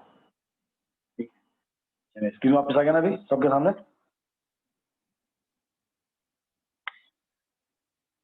कमाल का सर, किसी में इतनी मत आपके, हाँ कर रहा है यार, ये जूम कर रहा है, मैं नहीं कर रहा हूँ। ओके जी, आया सबको तीनों में तो समझ में आ गया, कोई डाउट किसी को बताओ। ये आपके अर्थमेटिक मीन निकालने के तीनों फॉर्मूले, direct method, assuming method, step deviation method. आपको क्वेश्चन कैसा आता है, आपको कभी कोई मेथड ना लिखा हो, मान लो क्वेश्चन आपको दिया हो, और देखो इस क्वेश्चन आप देखो, इस क्वेश्चन में आपको कहीं भी नहीं लिखा हुआ कि कौन सा आपको मेथड यूज करना है। देखो ये आपको डाटा दे दिया, आपको यहाँ करेगा फाइंड द और term by the all three methods, question पढ़े हमने ऑल थ्री कर दिया। आपको कई बार लिखा होगा ना डायरेक्ट मेथड, आपको डायरेक्ट मेथड से करना है, आपको स्टेप डेविएशन लिखा, स्टेप डेविएशन करना है, एज्यूमिंग उसी से करना है। आपको बोले दो मेथड से करो, जो मेथड बोले उसी से करना है। आपका कॉन्फिडेंस एकदम क्लियर होना चाहिए कि मीन तीनों में बराबर आएगा, समझे, आपका एकदम ये कॉन्फिडेंट लेवल होना चाहिए। चलिए बाकी क्वेश्चन आपको दिखाता हूँ, जो क्वेश्चन आपको कराने लायक है। ये क्वेश्चन देखो एकदम सेम है, तो आई थिंक इसको करने का नीड नहीं है। देखो यहाँ पर कितना है 20 40, यहाँ पर कितना आएगा 40, गैप देख लेते हैं, यहाँ भी 40 है, यहाँ देखो 50 है, यहाँ 100 है, वाओ, यहाँ पर कितना है 100 है, वाओ, यहाँ पर भी क्या 100। करें क्वेश्चन, यहाँ पर आपका देखो क्लास साइज अलग है, तो जब क्लास साइज अलग होता है उससे कभी भी फर्क नहीं पड़ता, याद रखना। जब हम एच की वैल्यू लेते हैं, आप एच का वैल्यू 40 ले लो, ठीक है, तो करें क्वेश्चन ये वाला, चलिए करते हैं। ये हमारा हो गया नंबर ऑफ विकेट्स। तुम्हारा कॉन्फिडेंट होना चाहिए, इसलिए तुमको एक आधे से क्वेश्चन कराने जरूरी है, ताकि मैं जो बोलूं तुमको लगे हाँ यार सर ने बोला तो कोई भी वैल्यू एच की पकड़ लो, हम क्वेश्चन कर सकते हैं। 100 150 150 250 and 250 350 and 350 450।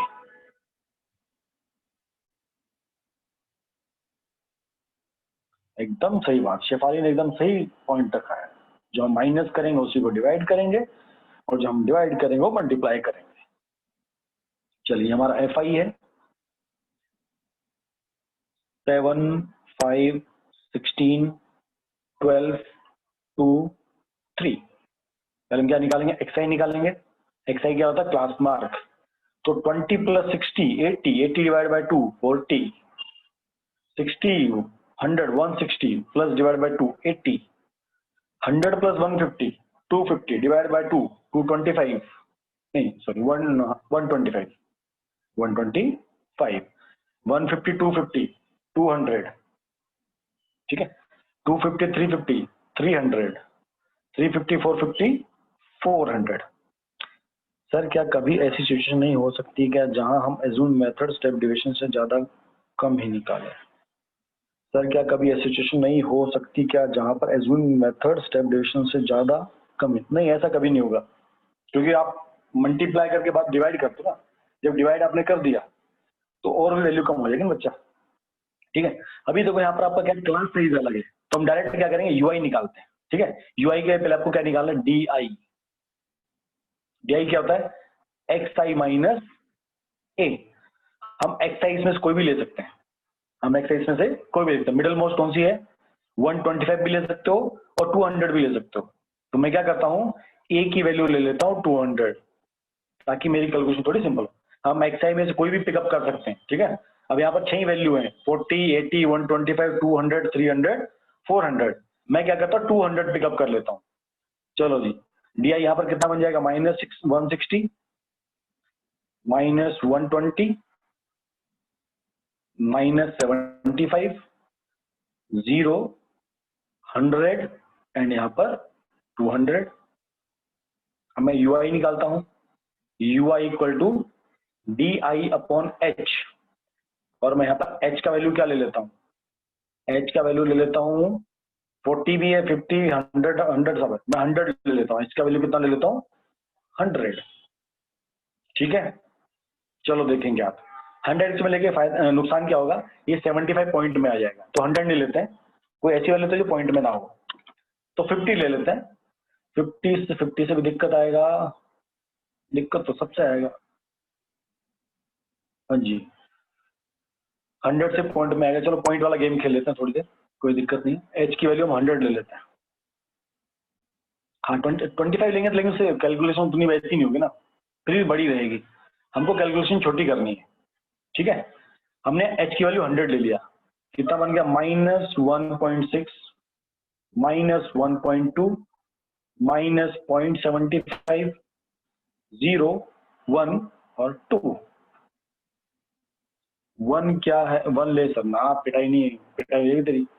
F I U आई, ठीक है, अब एफ आई यू आई करते हैं, तो माइनस कितना हो जाएगा, 2 4 कैरी 112 -60 मतलब 0.6, नहीं सॉरी ये गायब हो गया। देखो ये जूम की ये भी एक गड़बड़ है, जो शब्द लिखते गायब कर देता है। ये कितना आ जाएगा, 6 आ जाएगा, -6, यहाँ पर कितना आएगा, 16 इंटू 0.75। चलो थोड़ा कैलकुलेटर यूज करना पड़ेगा इसमें, 16 इंटू 0.75, ओके 12 आ गया, -12, यहाँ तो 0 आ गया, यहाँ 2 आ गया, यहाँ 6 आ गया। जूम का स्टार, हाँ श्राप लगेगा, ठीक है। चलो अब सिग्मा एफ आई यू आई, देखो यहाँ पर क्या था, आपका एच का वैल्यू बार बार अलग था, 40 था, 40 50 100 100 100 था, ठीक है। हमने क्या ले लिया, एच का वैल्यू समझो कहीं 40 भी है 50 भी है। In school we have told to take the LCM of the class size when no constant size is given. Shefali school ने कहा, एकदम करेक्ट कहा है, मैं एग्री हूं, पर मैं कहता हूं एच का वैल्यू आप कुछ भी ले सकते हो, आप एलसीएम ले सकते हो 40 का, 40 50 और 100, ये आपके अलग अलग टर्म्स है, आप एलसीएम ले सकते हो, आंसर सेम आएगा बच्चा, मैं आपको ये आपको कॉन्फिडेंट लेकर। आप 40 भी ले सकते हो क्योंकि 40 one of the class size है, आप 50 भी ले सकते हो, ये one of the class size है, आप 100 भी ले सकते हो, ये one of the class size है, आप एलसीएम लेके भी कर सकते हो।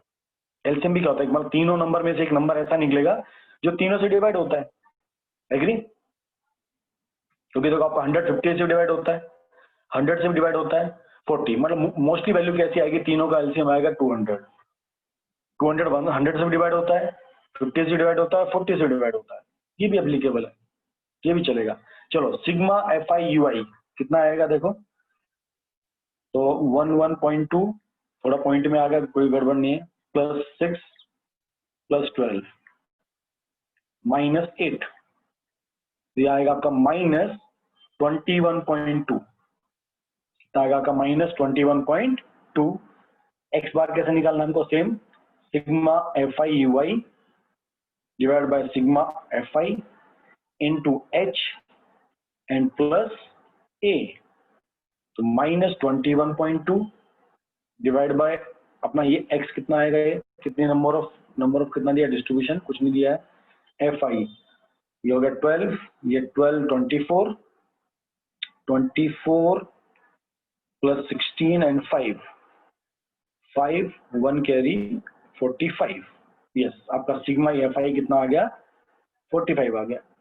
और इसको डिवाइड बाय क्या करेंगे, 45 इंटू एच की वैल्यू हमने कितनी ली थी 100, तो इंटू 100 कर दो, प्लस ए की वैल्यू हमारी कितनी है 200, इसको सॉल्व करेंगे हमारा आंसर आ जाएगा। क्लियर, हमने कुछ अलग किया नहीं किया, इसमें सिर्फ डिफरेंस क्या था, आपका क्लास साइज अलग था, क्लास साइज अलग अलग। तो आप जैसे शेफाली ने कहा स्कूल में बताया कि एलसीएम लेना है, आप एलसीएम लेके भी कर सकते हो, कोई इश्यू नहीं आएगा बच्चा। ठीक है,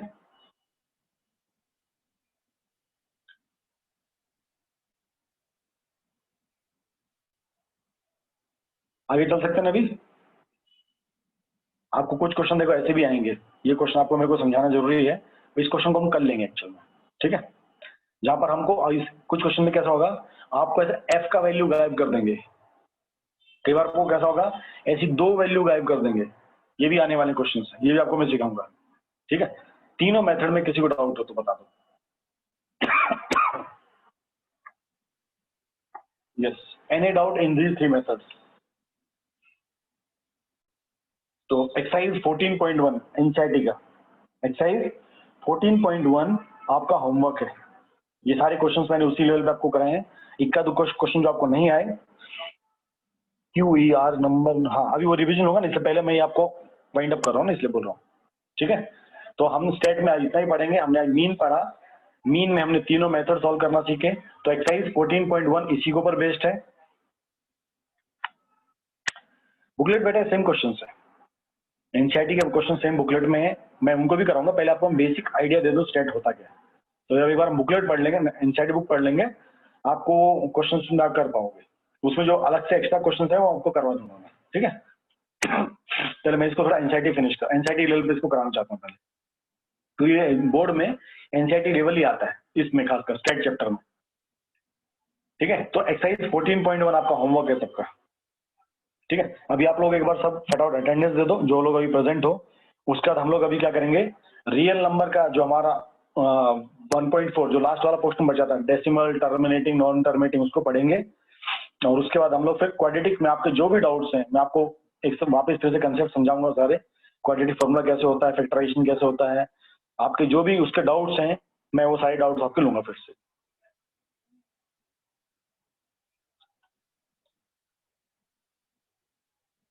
डिवीजन पार्ट मोस्टली आपके एग्जाम पॉइंट्स है, ताकि आपके एग्जाम्स में भी आपको ये सब चीजें क्लियर रहे।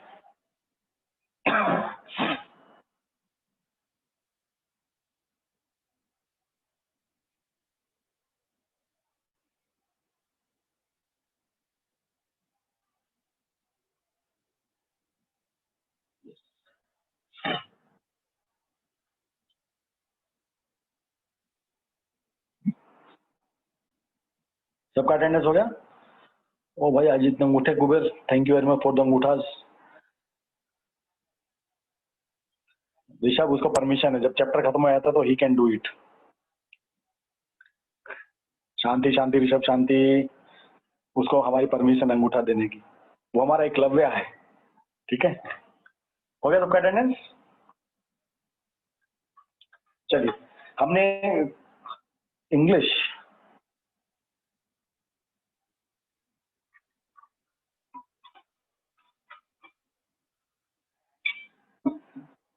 जब खुश होते तो परमिशन देनी पड़ती है ना। चलिए, हमने कल जब भी हमारा क्लास था, शायद कल परसों क्लास था, तो हमने रियल नंबर में एचसीएफ निकालना सीखा था, एलसीएम निकालना सीखा था। फिर हम लोगों ने एचसीएफ एलसीएम के जो वर्ड प्रॉब्लम्स होते हैं वो भी हमने करने सीखे थे। फिर हम लोगों ने रूट टू इरेशनल नंबर कैसे प्रूव करते हैं, उसके रिलेटेड जो भी क्वेश्चन थे करने सीखे थे। उसमें भी किसी को डाउट है प्लीज पूछ सकते हो। फिर हम लोग ये एक्सरसाइज 1.4 स्टार्ट करेंगे। ये हमारे बुकलेट का शायद डे 6 आई थिंक, 1 2 3 4 5, हाँ डे 6 है। डे 6 में सारे क्वेश्चन एनसीईआरटी वाले। चलो चलो, थम की बात अभी बंद, अभी पढ़ाई की बात। यस, हमने उस दिन जो पढ़ा था, कोई डाउट है तो प्लीज पूछ सकते हो। Yes sir, improving part. Yes, आपको क्या डाउट है? विच, कौन से क्वेश्चन से आपका डाउट है? कौन से प्रूविंग पार्ट? जो मैंने आपको root two irrational number prove करा था, वो तो बेटा एकदम रट्टा मार रहा है, वो तो आपको क्लियर बोलता हूँ। उसको उसमें समझने वाला तथ्य कुछ है नहीं, उसको समझना है, उसमें आपको रटना है एकदम क्लियर, एक एक स्टेप आपको रटना है कि भाई पहले हमको क्या मानना है। हाँ वही आपको बोल रहा हूँ, अभी रेशनल नंबर प्रूफ ही वही तो बात कर रहे हैं। हमने कुछ क्वेश्चन कल किए थे शायद ऐसे। देखो एकदम ये स्टेप्स है। शिफाली बताओ, आपको प्रूविंग वाले कौन से पार्ट में? मैंने शायद एक क्वेश्चन किया था पूरा। यस, आपको जो मैंने सिखाया था, ये देखो उस दिन का क्वेश्चन जो हमने सॉल्व किया था। यहाँ पर ऐसा कौन सा पॉइंट है जो आपको नहीं समझ रहा, बताइए मुझे। एंड 3√7, देखो बेटा √5 जैसे √2 हमने किया है, वैसे √3 करना है, और वैसे ही आपको √7 करना है। आपको केवल जहां पर एक 2 दिख रहा है ना बेटा, 2, आपको जहां भी 2 दिख रहा है, ये 2 है, ये 2 है, ये आपका 2 है, जहां भी आपको 2 दिखता है वो समझो आपका 5 होने वाला है, वो आपका 7 होने वाला है, याद रखना। ठीक है, कुछ क्वेश्चंस फिर मैंने आपको कराए थे अलग वाले।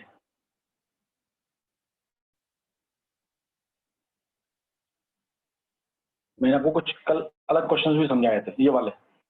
आपको कोई कहे प्रूफ करो 2 + 3√5 इरेशनल है क्या, एग्री? अगर ये क्वेश्चन 1 नंबर में आए, 2 नंबर में आए, तो मैंने आपको कहा था तब आपको √5 इरेशनल नंबर प्रूफ नहीं करना है। और ये 4 नंबर में आए, 3 नंबर में आए, तो सबसे पहले आपको √5 को इरेशनल नंबर प्रूफ करना, पूरा थ्योरी समझा के, जो हमने पूरी थ्योरी लिखी है।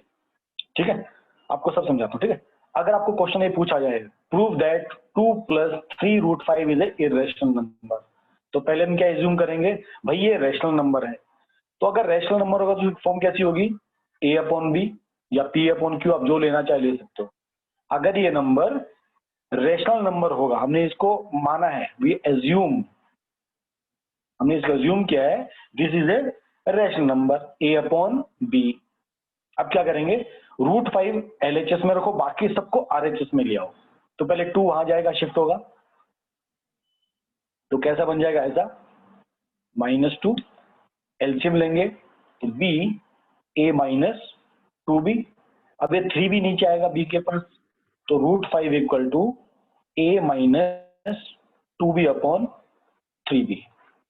अब हमको ये मालूम है भाई, अगर a/b, अगर a/b अगर रेशनल नंबर है, तो रेशनल नंबर में अगर आप एक कांस्टेंट, ए बी क्या है, कांस्टेंट, 2 और 3 क्या कांस्टेंट है, आपने समझो a/b, आपको एग्जांपल भी देता हूँ, मान लो आपका a/b क्या है, 5/7 मान लो। अब इसको देखो यहाँ पुट करो, a - 2b/3b, a की वैल्यू कितनी है 5, b की वैल्यू कितनी है 7, पुट करो 5 - 2 × 7/3 × 7, तो 5 - 14/21, ऊपर कितना बचेगा, -9/21। क्या ये रेशनल नंबर नहीं है क्या, this is a rational number. तो रेशनल नंबर में अगर आप कोई कांस्टेंट वैल्यू प्लस करते हो, माइनस करते हो, डिवाइड करते हो, मल्टीप्लाई करते हो, तब भी वो क्या रहता है, एक रेशनल नंबर ही रहता है, हमेशा क्या रहेगा, वो रेशनल नंबर रहेगा। अब यहाँ पर √5 क्या है, कोई भी प्राइम नंबर, मैंने बताया रेशनल नंबर क्या होता है, कोई भी प्राइम नंबर के ऊपर आप रूट लगा दो, वो क्या बन जाता है, वो इर्रेशनल नंबर बन जाता है, क्योंकि उसको कोई फैक्टर है ही नहीं।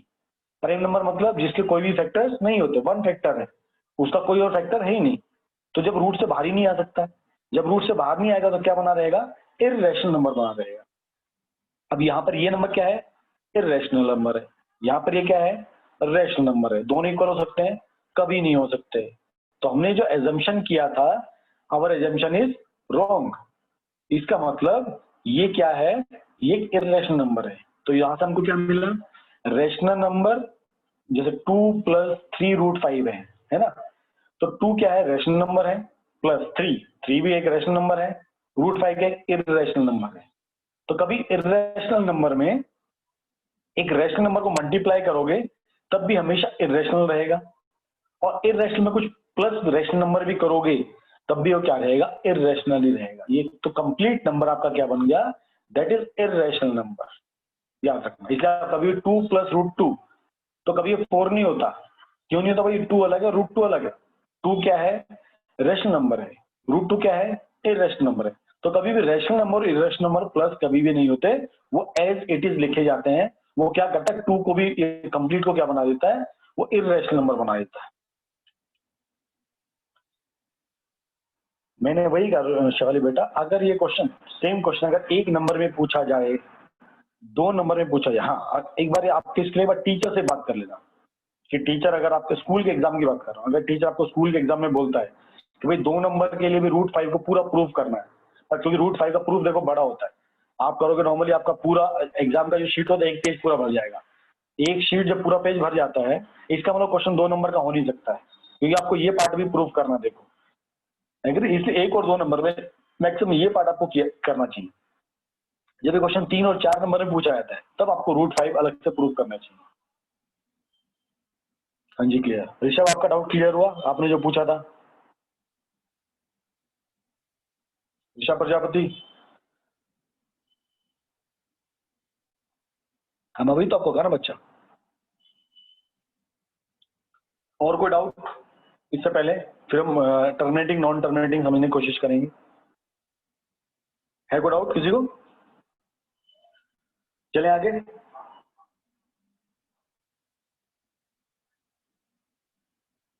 डे 17, तो यहाँ पर हमारे क्वेश्चंस कौन से हैं, टर्मिनेटिंग एंड नॉन टर्मिनेटिंग। ठीक है जी। अब यहाँ पर आपसे बोला है क्वेश्चन में,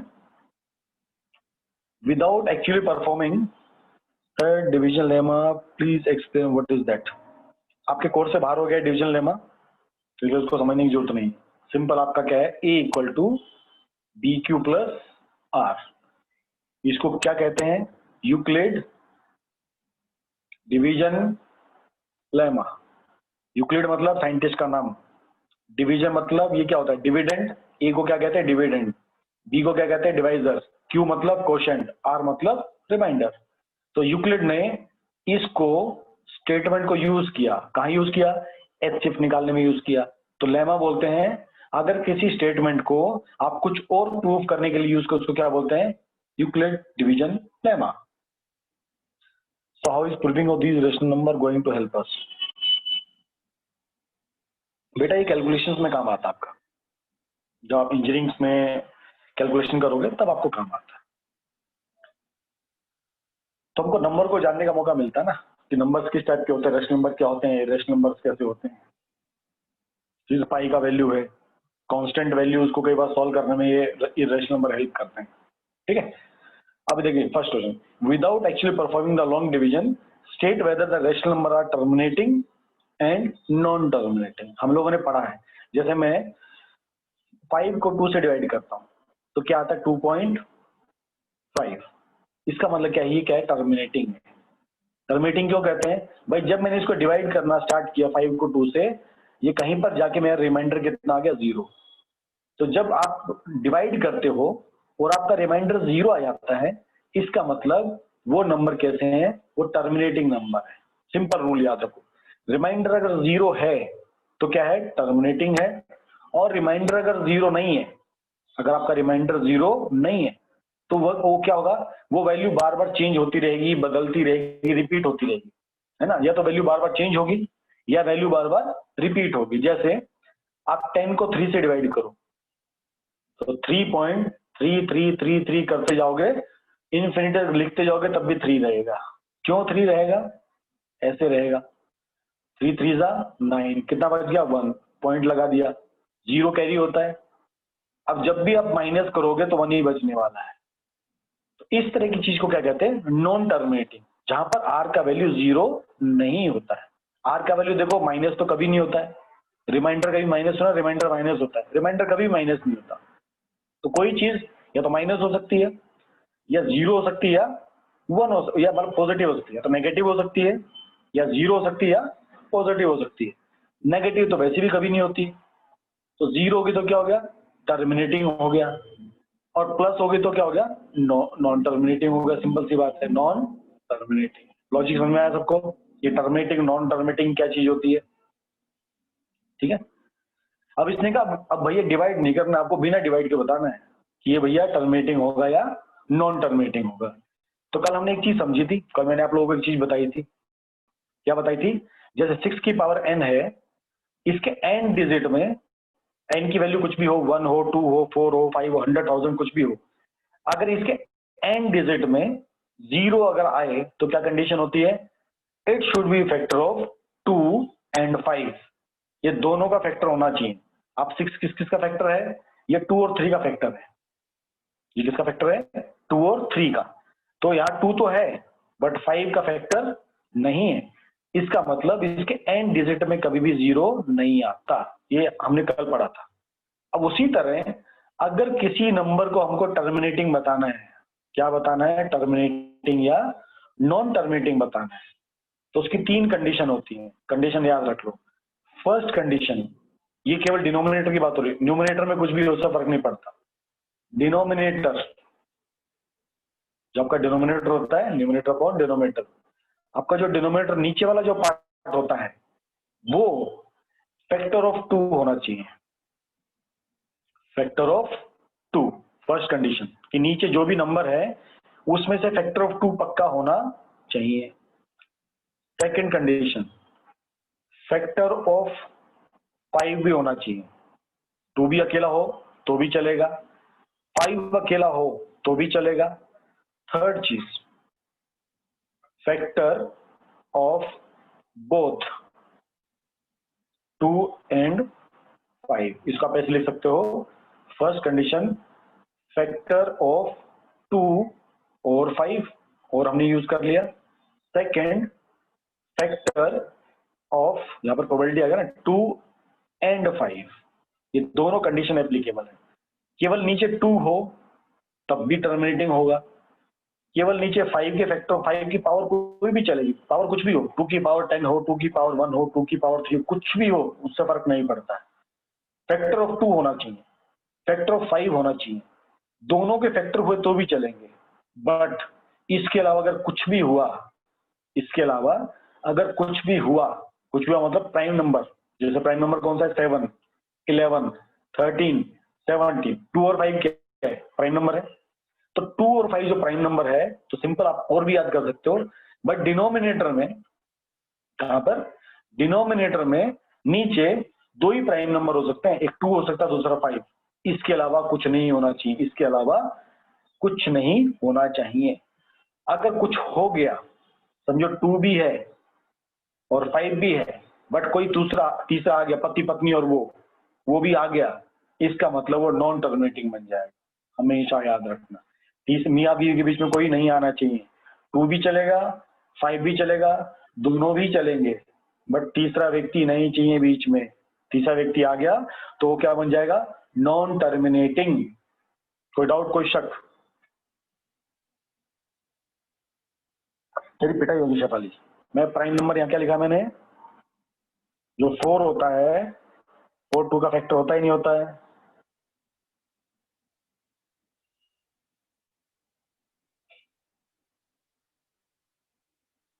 गुड, समझना है ना शेफाली? क्लियर? 4 2 का फैक्टर है, तो हम नीचे क्या करेंगे? फैक्टर्स निकालेंगे। अब हम कोई भी एग्जाम्पल उठा सकते हैं। कौन सा एग्जाम्पल उठाते हैं? 10th वाला उठाते हैं। 77/210, ठीक है? 77/210। हमको ऊपर से कोई लेना देना नहीं, ऊपर क्या है। पर कभी कभी, कभी कभी क्या होता है, ऊपर एक नंबर अगर मान लो ऐसा होता है कभी कभी, पहले इसको देखते हैं। 77 अपॉन, चलो फैक्टर निकालेंगे। 3 इंटू 7 इंटू 2 इंटू 5। हाँ जी, मैंने क्या कहा था? 2 होना चाहिए, है। 5 होना चाहिए, वो भी है। बट साथ में क्या आ गए? बाराती आ गए। बारातियों को कोई काम नहीं है। अगर मैं इसको भी देखता हूं तो ये क्या बनेगा? Non terminating. पर एक चीज और याद रखना, एक चीज और याद रखना, कई बार क्या होता है वो चालाकी कर देता है। वो क्या कर देता है? चालाकी कर देता है। कैसी चालाकी कर देता है? वो इसको ऐसे लिख सकता है, मान लो। अब देखो फैक्टर क्या है? 77/7 इंटू 2 इंटू 5। अब हमको क्या लगा भाई अलग से 7 आ गया तो क्या है, नॉन टर्मिनेटिंग। और एक चीज और नोट करना, हमेशा एक चीज और नोट करना, तो स्टेटमेंट में जो बोलता वही तो स्टेटमेंट है मेरा, माय डियर ऋषभ, कि they should be factor of this 2, 5 and this, हमको लिखना ना भाई वो फैक्टर्स है। जब ये राम कहानी देखोगे तो टीचर समझ जाएगा कि बच्चे को आता है कि it should be factor of 2 and 5 तो है, बट वो 3 और 7 का फैक्टर भी है नीचे डिनोमिनेटर, इसलिए वो नॉन टर्मिनेटिंग होगा ही होगा। एग्री? हाँ, ये बता रहा, कई बार अगर ऐसा लिखा हो, मान लो अब देखो नीचे 7 है, हम क्या बोलेंगे, नॉन टर्मिनेटिंग नहीं, ऊपर क्या है 77 है, तो 77 को अपन कैसे लिखते हैं, 7 इंटू 11, 7 इंटू 2 इंटू 5, यहाँ पर देखो 7 7 कैंसिल हो गया है। ये कई बार उलझाने वाला क्वेश्चन ऐसे आता है कि केवल नीचे वाला पार्ट तो देखना जरूरी है, डिनोमिनेटर तो देखना जरूरी होता है, और साथ साथ में एक नजर न्यूमिनेटर पे भी डाल लेना। कई बार क्या होता है जो एक्स्ट्रा पार्ट होता है ऊपर से कट जाता है। अब नीचे क्या बच गया, 11/2 इंटू 5, अब नीचे क्या बच गया 2 और 5, इसका मतलब टर्मिनेटिंग है, नॉन टर्मिनेटिंग नहीं है। कोई डाउट, कोई शक?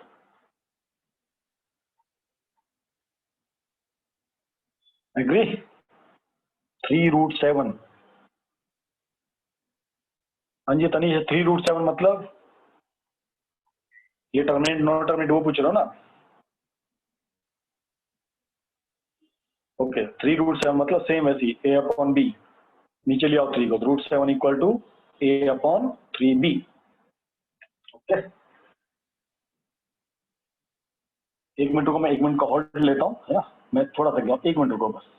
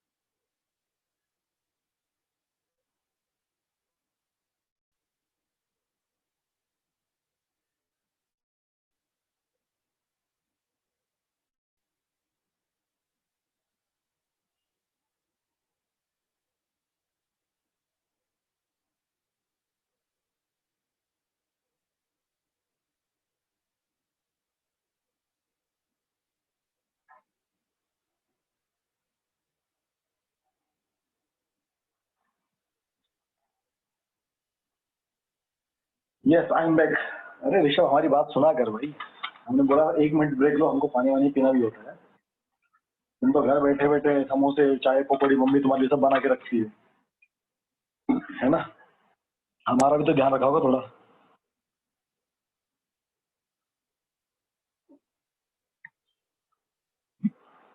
चलिए, इसमें कोई डाउट है? देखो सारे क्वेश्चंस वैसे ही हैं,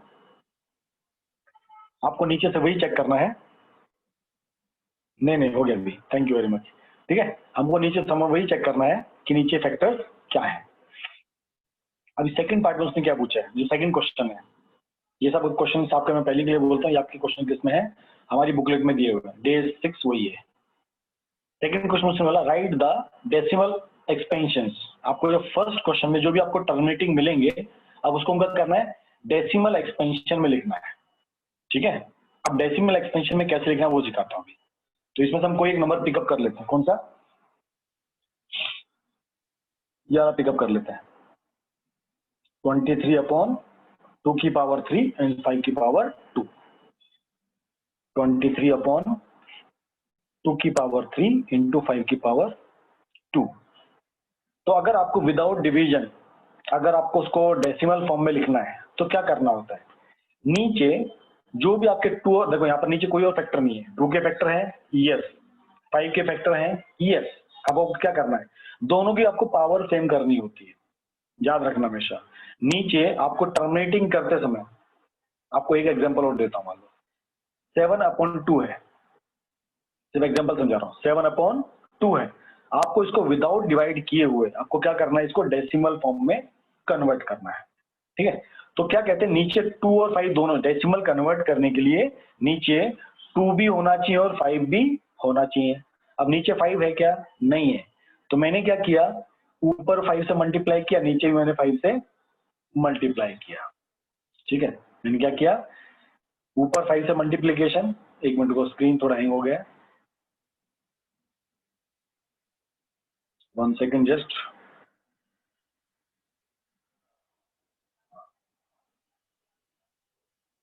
स्क्रीन चला हो गया होगा, यस बिल्कुल सही बात है, हाँ।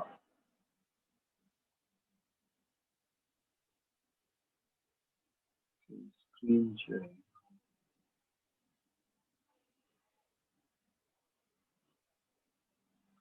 वन नोट मेरा बंद हो गया, मैं वन नोट ओपन कर लेता हूँ, 1 सेकेंड।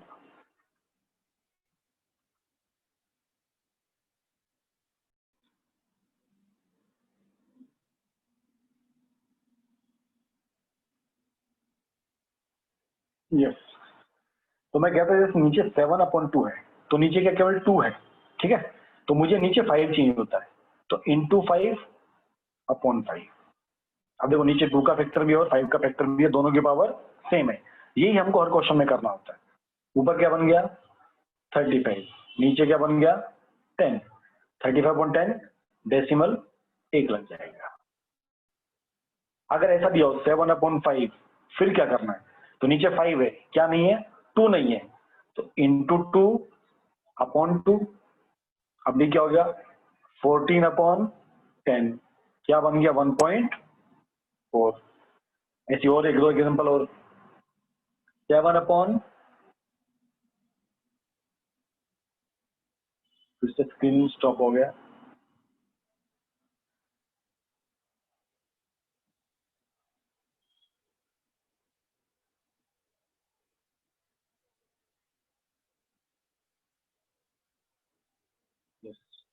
एक एग्जाम्पल और ले लेते हैं, 7/4 है मान लो, हमको इसका निकालना है, ठीक है, तो 7/2 की पावर 2, हमको क्योंकि चाहे 4 भी हो, चाहे 8 भी हो, चाहे 16 भी हो, चाहे नीचे 32 भी हो डिनोमिनेटर में, हमको उसको 2 की पावर बनाना है। अब 2 की पावर कितनी है 2, अब मुझे क्या करना पड़ेगा, इसको 5 की पावर 2 और 5 की पावर 2 से डिवाइड मल्टीप्लिकेशन करना पड़ता है, क्योंकि जैसा नीचे डिनोमिनेटर में 2 है तो 5 भी चाहिए, और दोनों की पावर कैसी चाहिए, सेम चाहिए। अभी क्या बन जाएगा देखो, 7 इंटू 35/, नीचे क्या बन जाएगा 100 बनेगा। अब इसको मल्टीप्लाई करोगे कुछ ना कुछ तो आएगा, जैसे आपका 5 3 कैरी 24/100, तो क्या बन गया 2.45। उसी तरह इस क्वेश्चन को देखो, 23/2 की पावर 3 इंटू 5 की पावर 2, तो नीचे देखो 2 की पावर कितनी है 3, 5 की पावर कितनी है 2। हम क्या करेंगे, ऊपर एक 5 से मल्टीप्लाई कर दो, नीचे भी 5 से मल्टीप्लाई कर, उससे क्या होगा, हमारी 5 की पावर इक्वल हो जाएगी। तो ऊपर कितना बन गया 5, 1 कैरी 111, नीचे 2 की पावर 3 इंटू 5 की पावर 3, तो 115/, नीचे क्या बन गया देखो 10 की पावर 3, जो 10 की पावर 3 है, तो डेसिमल कितनी पे लगेगा, 3 पॉइंट पीछे से लगेगा, तो 1 2 3 पॉइंट कहां लगेगा, यहां पर लगेगा। कोई डाउट कोई शक,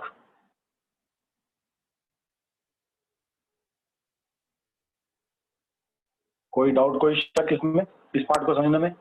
हमको नीचे 2 और 5 को देखना है, फर्स्ट कंडीशन। फिर दोनों की पावर सेम करनी है। अगर एक 2 दिया हो तो 5 लाना है, 5 दिया हो तो 2 लाना है। दोनों की पावर अलग अलग हो तो दोनों की पावर मैचअप करनी है। किसी को इस लॉजिक में कोई डाउट है, दिक्कत तो पूछ सकते हो।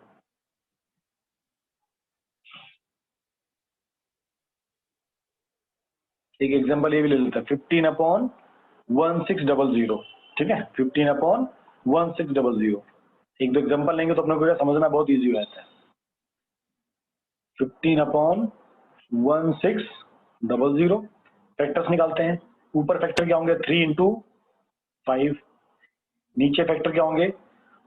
2 की पावर 4 है ना, 16 है ना, तो 2 की पावर 4 होगी एक तो, इंटू 100 है। 100 मतलब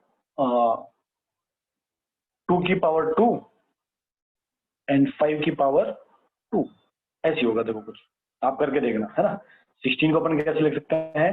2 की पावर 4। 100 को अपन कैसे लिखते हैं? 100 इंटू 100, या दूसरा ऐसे और सिंपल लिखेंगे, 4 इंटू 25। 4 को कैसे लिखेंगे? 2 की पावर 2। 25 को कैसे लिखेंगे? 5 की पावर 2। ये कैलकुलेशन हमारे दिमाग में चलती है। चलो जी, अब देखो नीचे बन गया 3 इंटू 5। आप देखो यहाँ पर आप कटिंग करना चाहो तो कर सकते हो, पर आपको मल्टीप्लाई तो फिर भी करना है, इसलिए उसको कटिंग मत करो। 2 की पावर 6 इंटू 5 की पावर 2, तो यहाँ पर 5 की पावर 4 कम है, तो इंटू 5 की पावर 4 एंड 5 की पावर 4। तो ऊपर क्या बन गया? 3 इंटू 5 की पावर 5। नीचे क्या बन जाएगा आपका? 2 की पावर 6 इंटू 5 की पावर 6। 3 इंटू 5 की पावर 5, नीचे बन गया 10 की पावर 6। ऊपर वाले पार्ट को सॉल्व करेंगे और जितने डेसिमल्स उसको डेसिमल लगा देंगे। कोई डाउट, कोई शक इस पे? ऐसी कोई चीज जो आपको इस कंसेप्ट में ना समझी हो, तो कोई भी क्वेश्चन हो, लॉजिक कंसेप्ट आपको समझना बहुत ज्यादा जरूरी है। यस, आगे चल सकते हैं अभी। तो रियल नंबर मोस्टली आपका कंप्लीट हो गया, कुछ इसमें बचा नहीं है। अभी आपका रियल नंबर चैप्टर में कुछ भी डाउट हो आप पूछ सकते हो, उसका फिर हम क्वांटिटी पे चलेंगे।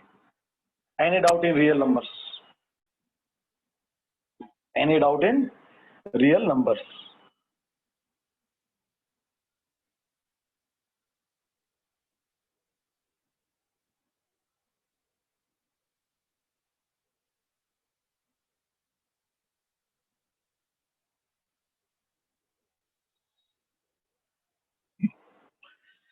चलिए नेक्स्ट कब चलते हैं हम लोग क्वाड्रेटिक के लिए।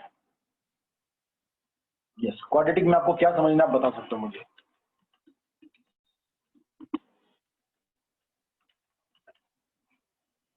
कोई भी ऐसा कंसेप्ट जो आपको समझना बताइए, मैं उसको लिख लेता हूँ, एक एक मैं करते चलता हूँ, बताइए।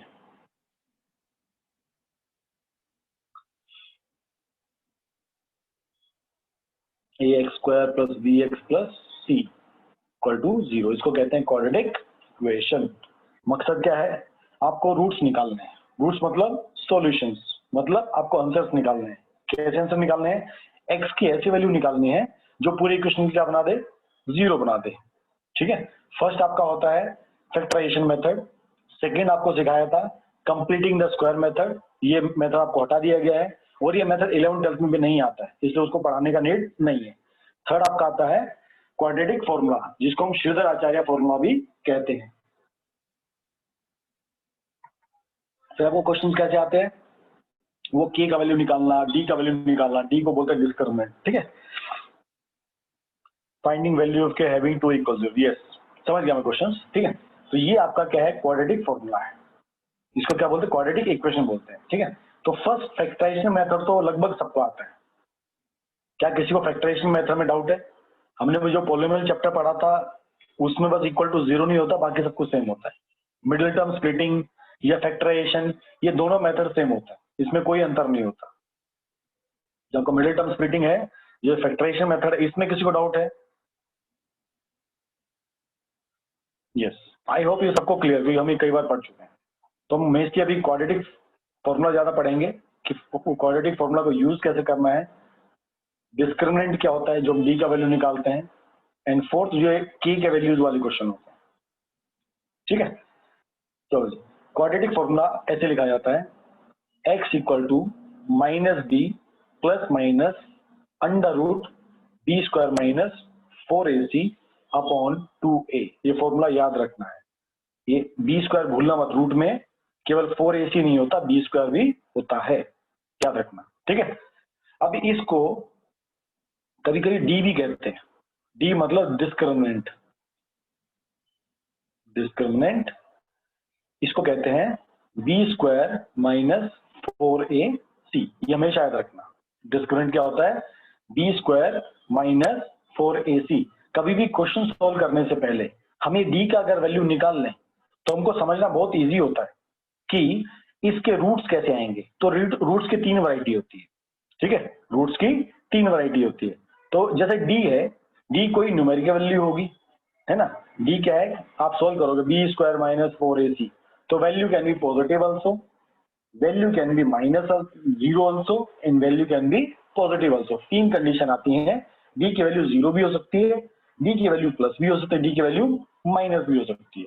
तो भाई फर्स्ट केस, मान लो डी का वैल्यू आपका ग्रेटर देन 0 आता है, मतलब पॉजिटिव आती है, डी की वैल्यू कैसी है, पॉजिटिव। इसका मतलब ये होता है roots are distinct and real. Simple भाषा में वैल्यू निकलेगी, पक्का निकलेगी, और दोनों वैल्यू अलग अलग निकलेंगे। जैसे x की एक वैल्यू मान लो 2 आ गई, दूसरी -2 आ सकती है, दोनों वैल्यू अलग अलग है, तो x की वैल्यू पक्का निकलेगी, इसलिए इसको रियल वैल्यू कहते हैं। जो वैल्यू निकाल सकते हो, अपने स्लाइड में पढ़ा था, स्लाइड चैप्टर में, इमेज कैन बी 2 टाइप्स, कौन सी, real image and virtual image. तो रियल इमेज तो आप स्क्रीन पे ले सकते हो, वर्चुअल इमेज आप ले सकते हो, पढ़ता हूँ ना, रियल इमेज या वर्चुअल इमेज। तो यहाँ भी एक्चुअल में 2 ही होते हैं। तो रूट्स आर रियल कि वो आप निकाल सकते हो, ठीक है, एंड वो दोनों वैल्यू कैसे आएंगी, अलग अलग आएंगी। सेकंड, डी का वैल्यू इक्वल टू 0, डी 0 भी आ सकता है, तो ये ना तो 0 ना तो पॉजिटिव है ना नेगेटिव है। इसका मतलब आएगा रूट्स आर रियल, ये तो बात क्लियर है कि आंसर पक्का निकलेगा, रूट्स आर रियल, बट जो वैल्यू आएगी, वैल्यू आर इक्वल। तो आपको x की वैल्यू आ जाएगी 4, तो दूसरी भी क्या रहेगी 4। अगर x की वैल्यू -2 आती है, ये भी -2 आएगी, x की वैल्यू -3 आएगी तो -3 आएगी। तो x की वैल्यू तो प्लस माइनस आ सकती है, पर दोनों वैल्यू कैसी होंगी, सेम होंगी, अलग नहीं होंगी। थर्ड कंडीशन आपका आता है, तो जब भी आप क्वाड्रेटिक फॉर्मूला से क्वेश्चन सोल्व करना स्टार्ट करो या कैलकुलेशन करो, डी का वैल्यू अगर पहले निकालोगे तो आसानी हो जाती है। डी का थर्ड कंडीशन 0, मतलब नेगेटिव वैल्यू। इसका मतलब रूट्स आर अनरियल, अनरियल मतलब उनकी वैल्यू एग्जिस्ट नहीं करती है। एग्जिस्ट एक्चुअल में करती है, जब हम 11th क्लास के कॉन्सेप्ट में जाएंगे तो ये वैल्यू एग्जिस्ट करती है, वो फिर कॉम्प्लेक्स नंबर के उसमें आता है। तो 2 वैरायटी होता है, अभी पढ़ता हूँ रियल नंबर, अभी हम किसकी बात कर रहे हैं, द रूट्स आर रियल, मतलब रियल नंबर। तो रियल नंबर के साथ में एक वैरायटी और होती है जिसको हम कहते हैं कॉम्प्लेक्स नंबर। ये 11th क्लास का सेकंड चैप्टर है जो आपको 11th क्लास में समझ आता है। जैसे √4 कितना होता है 2, और कभी √-4 हो, ये कॉम्प्लेक्स नंबर होता है। ये कभी -2 बाहर नहीं आएगा, याद रखना, ये गलत होता है, याद रखना सर। 4 √4 क्या होता है, 2 होता है, और -4 हो जाए तो -2 कभी भी नहीं, सर 2 बाहर ले लिया, माइनस साथ में लगा दिया, ये कभी भी नहीं होता है। इसको इसको ऐसे लिखा जाता है, ये बाहर आता है, ये कैसे आता है, 2i की फॉर्म में आता है, 2i, ऐसे 2 लिखा जाता है और साथ में i आ जाता है।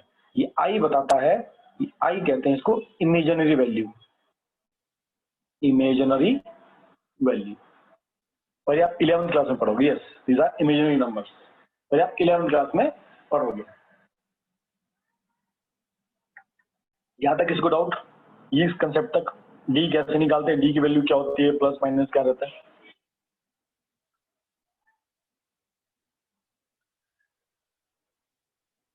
चलिए गुड, हम एक अभी कोई भी क्वेश्चन ले लेते हैं, मैं बुक खोल लेता हूँ।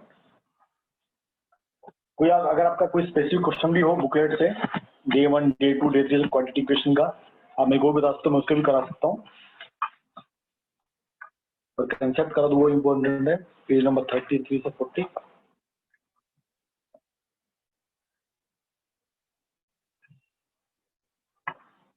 यस, हम कोई क्वेश्चन लेकर सॉल्व कर लेते। Can you explain 3? विच 3 बेटा? ये थर्ड वाला पार्ट, डी की वैल्यू लेस देन 0 ना। तो डी की वैल्यू जब भी आप इसको सॉल्व करोगे बेटा, डी को बी स्क्वायर माइनस 4ac, अगर ये माइनस आता है, -4 आ गया, इसका मतलब रूट्स आर अनरियल। इसको फिर आगे सॉल्व करने की जरूरत नहीं पड़ती है, आप लिख दोगे रूट्स आर अनरियल, तो आगे सॉल्व नहीं करना है, उसको वहीं छोड़ देना है। ठीक है, अभी चलेगा, हम रूट वाला क्वेश्चन लेते हैं। ठीक है ना, एक क्वाड्रेटिक इक्वेशन लेते हैं, उसको हम लोग क्वाड्रेटिक फॉर्मूला से सॉल्व करते हैं। तो डे 2 का एक क्वेश्चन है, √2x² -3x -2√2 इक्वल टू 0। हम इसको क्वाड्रेटिक फॉर्मूला से सॉल्व करते हैं।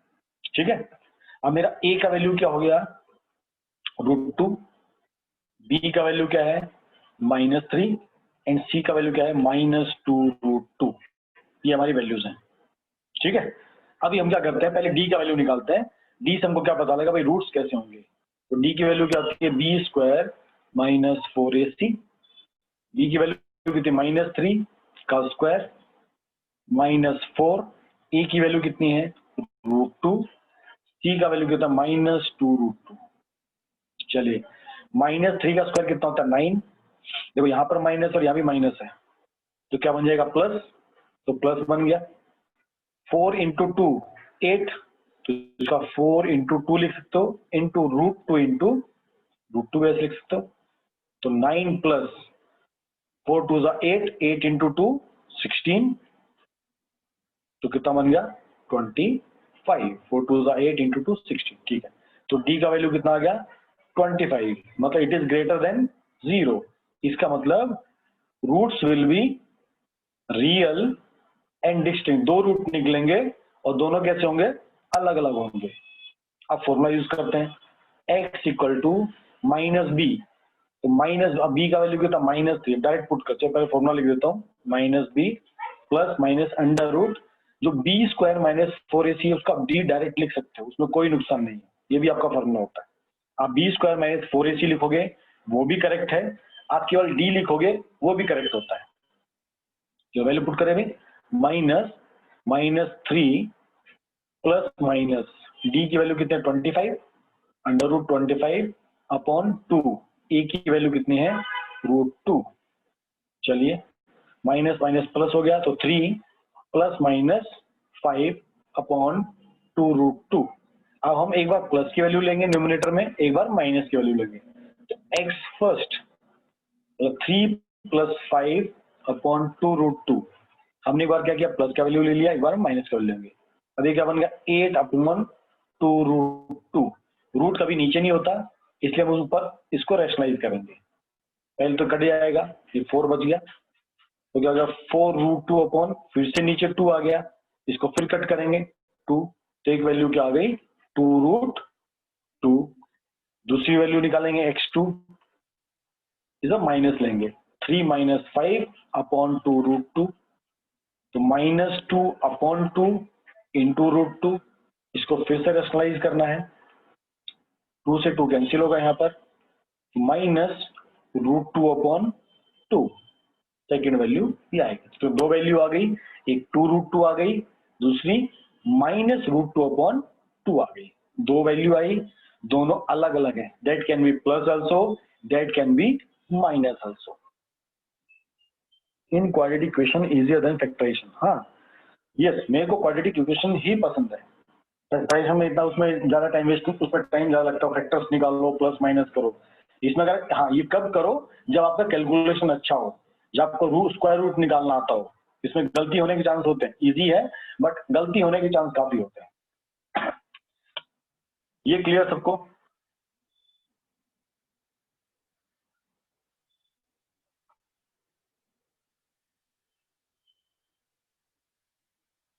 ओके, अब हम कुछ क्वेश्चन करेंगे जहां पर हम के का वैल्यू निकालते हैं। ठीक है, ये आपके डे 6 में कुछ क्वेश्चन हैं। आपके सिलेबस में केवल रूट आर इक्वल वाले क्वेश्चन है, उसके अलावा आपको क्वेश्चन नहीं है। तो आपको देखो क्वेश्चन कैसा है, find the value of k if the quadratic equation has real roots. हमको क्या वैल्यू फाइंड करना है और रियल रूट्स हैं। तो आपकी इक्वेशन कैसी है, 2x² plus kx minus 4 equal to 0। उसने कहा रूट्स आर इक्वल। जब रूट्स इक्वल की बात करते हैं मतलब क्या है, डी का वैल्यू कितना होना चाहिए, 0। रूट सब इक्वल होते हैं जब हमारा डी का वैल्यू कितना होता है, 0। इसका मतलब b² minus 4ac equal to 0। a का वैल्यू कितना है, 2। b का वैल्यू कितना है, k। x के अलावा जो भी है, जैसे ये जो पार्ट है ना, इसमें x के अलावा जो भी है वो हमारा b होता है। एंड c का वैल्यू हमारा कितना है, -4। चलो वैल्यू पुट करेंगे, b² मतलब k² माइनस 4, e की वैल्यू 2, c की वैल्यू -4 इक्वल टू 0। k² कितना हो गया, प्लस 4 4 जा 16 इंटू 2 32 इक्वल टू 0। अब इसको आप ऐसे लिख सकते हो, k² इक्वल टू -32। ओके जी, इसको आप ऐसे लिखो थोड़ा इजी करने के लिए, ठीक, थोड़ा सिंपल करने के लिए, क्योंकि नेगेटिव की तरफ जा रहा है। तो यहाँ माइनस आ गया, k का value plus minus under root -32 आ रहा है, k² प्लस k²। नॉर्मली इसको अपन ऐसे भी सॉल्व कर सकते, k² माइनस 2 की पावर 5 इक्वल टू, इसको एक्चुअली में ऐसे ही करना पड़ेगा, यस। अब देखो यहाँ पर मैंने इसको नॉर्मल वे में सॉल्व किया, गड़बड़ बताता हूँ क्या है। मैंने इसको जब नॉर्मल वे में नॉर्मल तरीके से सॉल्व किया तो क्या बन गया ऐसा। अब यहाँ पर कैसी वैल्यू आ गई, -32 आ गई, जो हमको भी सिखाई नहीं गया 10th क्लास में, हमको इमेजिनरी नंबर नहीं सिखाए गए। हम इसको कैसे सॉल्व करना चाहिए, k² प्लस 32 इक्वल टू 0। कोई तरीका, कुछ तो गड़बड़ है क्वेश्चन में, कुछ तो गड़बड़ है क्वेश्चन में। नॉर्मली ऐसी वैल्यू नहीं निकलती। आंसर देखो इसका क्या दिया है, 6 का 6, डे 6 का 6, k का वैल्यू 0 एंड 6, 4 इंटू a। एक 0 दिया, दूसरा 6 दिया है, एक 0 दिया, दूसरा 6 दिया है। किसी को कोई गड़बड़ दिख रही है, मैं वही देख रहा हूँ, क्योंकि पीछे हमको आंसर दिया है k का वैल्यू 0 एंड 6। चलो पुट करके देखते हैं बड़ी सही है गलत है, ठीक है। तो अगर k का वैल्यू 0 का तो 2x² minus 4 equal to 0, 2x² equal to 4, 2x का वैल्यू प्लस माइनस √2। एक बार 6 रख के देखते हैं, आंसर अपना वेरीफाई कर दो भाई आंसर पीछे करेक्ट है या नहीं है। 2x² प्लस 6x माइनस 4, क्योंकि आपका दोनों वैल्यू करेक्ट आनी चाहिए। -4 इक्वल टू 0, 2 से डिवाइड कर दो तो x² plus 3x minus 2 equal to 0, x² 2x plus x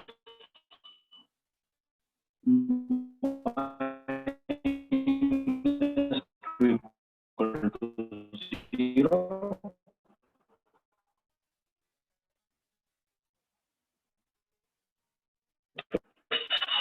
plus 2 plus 1 x minus 2। Question में गड़बड़ है, x plus 2 x minus 2 question में कहीं नहीं गड़बड़ है। माना रूट के का नहीं, भी हो सकता है, तो पुट करते हैं उनको सॉल्व नहीं होगी।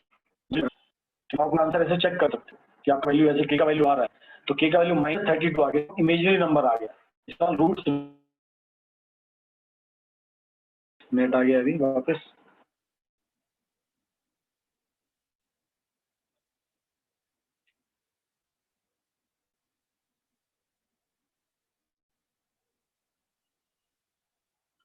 दूसरा क्वेश्चन लेते हैं, 4x² minus 3kx plus 1 equal to 0। Same वही चीज, b square minus 4ac, a का वैल्यू 4, बी का value minus 3k and c का वैल्यू 1।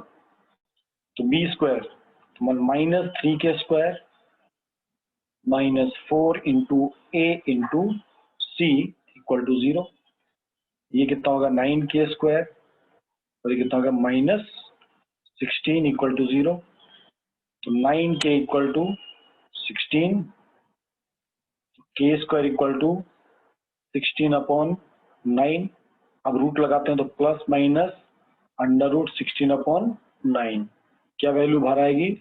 Plus minus 4 upon 3। इसका मतलब k की वैल्यू 4 अपॉन 3 भी हो सकती है, फिर माइनस 4 अपॉन 3। ये क्वेश्चन करेक्ट है।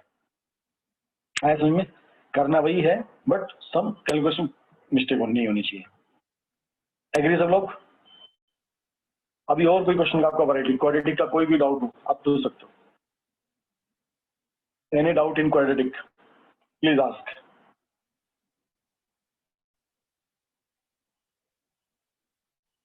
तो मैं आपको रियल नंबर भी करा दिया। कल आप लोगों का मैथ का टेस्ट रहेगा, मैं मैसेज डाल दूंगा।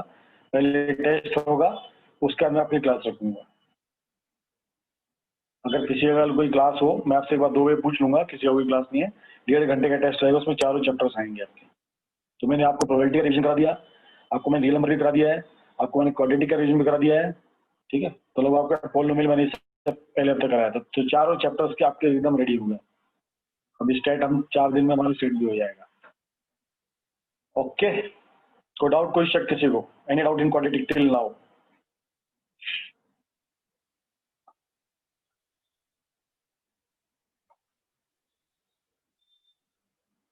ओके, चलिए फिर हम क्लास एंड कर सकते हैं।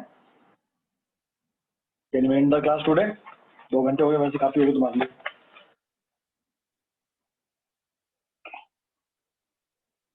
चलिए कल फिर मिलेंगे। टाइमिंग मैं आपको मोस्टली लास्ट में बताऊंगा, जैसे बच्चों को कुछ फीडबैक आता है उसके अकॉर्डिंग हम प्लानिंग करेंगे क्लास का टाइमिंग। टेस्ट या तो हम पहले रख लेंगे, टेस्ट हम बाद में रख लेंगे, मैं बस सबसे चेक कर लूंगा टाइमिंग। ठीक है, चलो हरी बोल। Sir marks of tomorrow test. कल मैंने जो टेस्ट रखा है वो है 50 क्वेश्चन है, 75 मार्क्स। एक मार्क्स के 25 क्वेश्चन है, 2 मार्क्स के 50 क्वेश्चन है। मैं आपको मैसेज डालूंगा, डोंट वरी। ठीक है।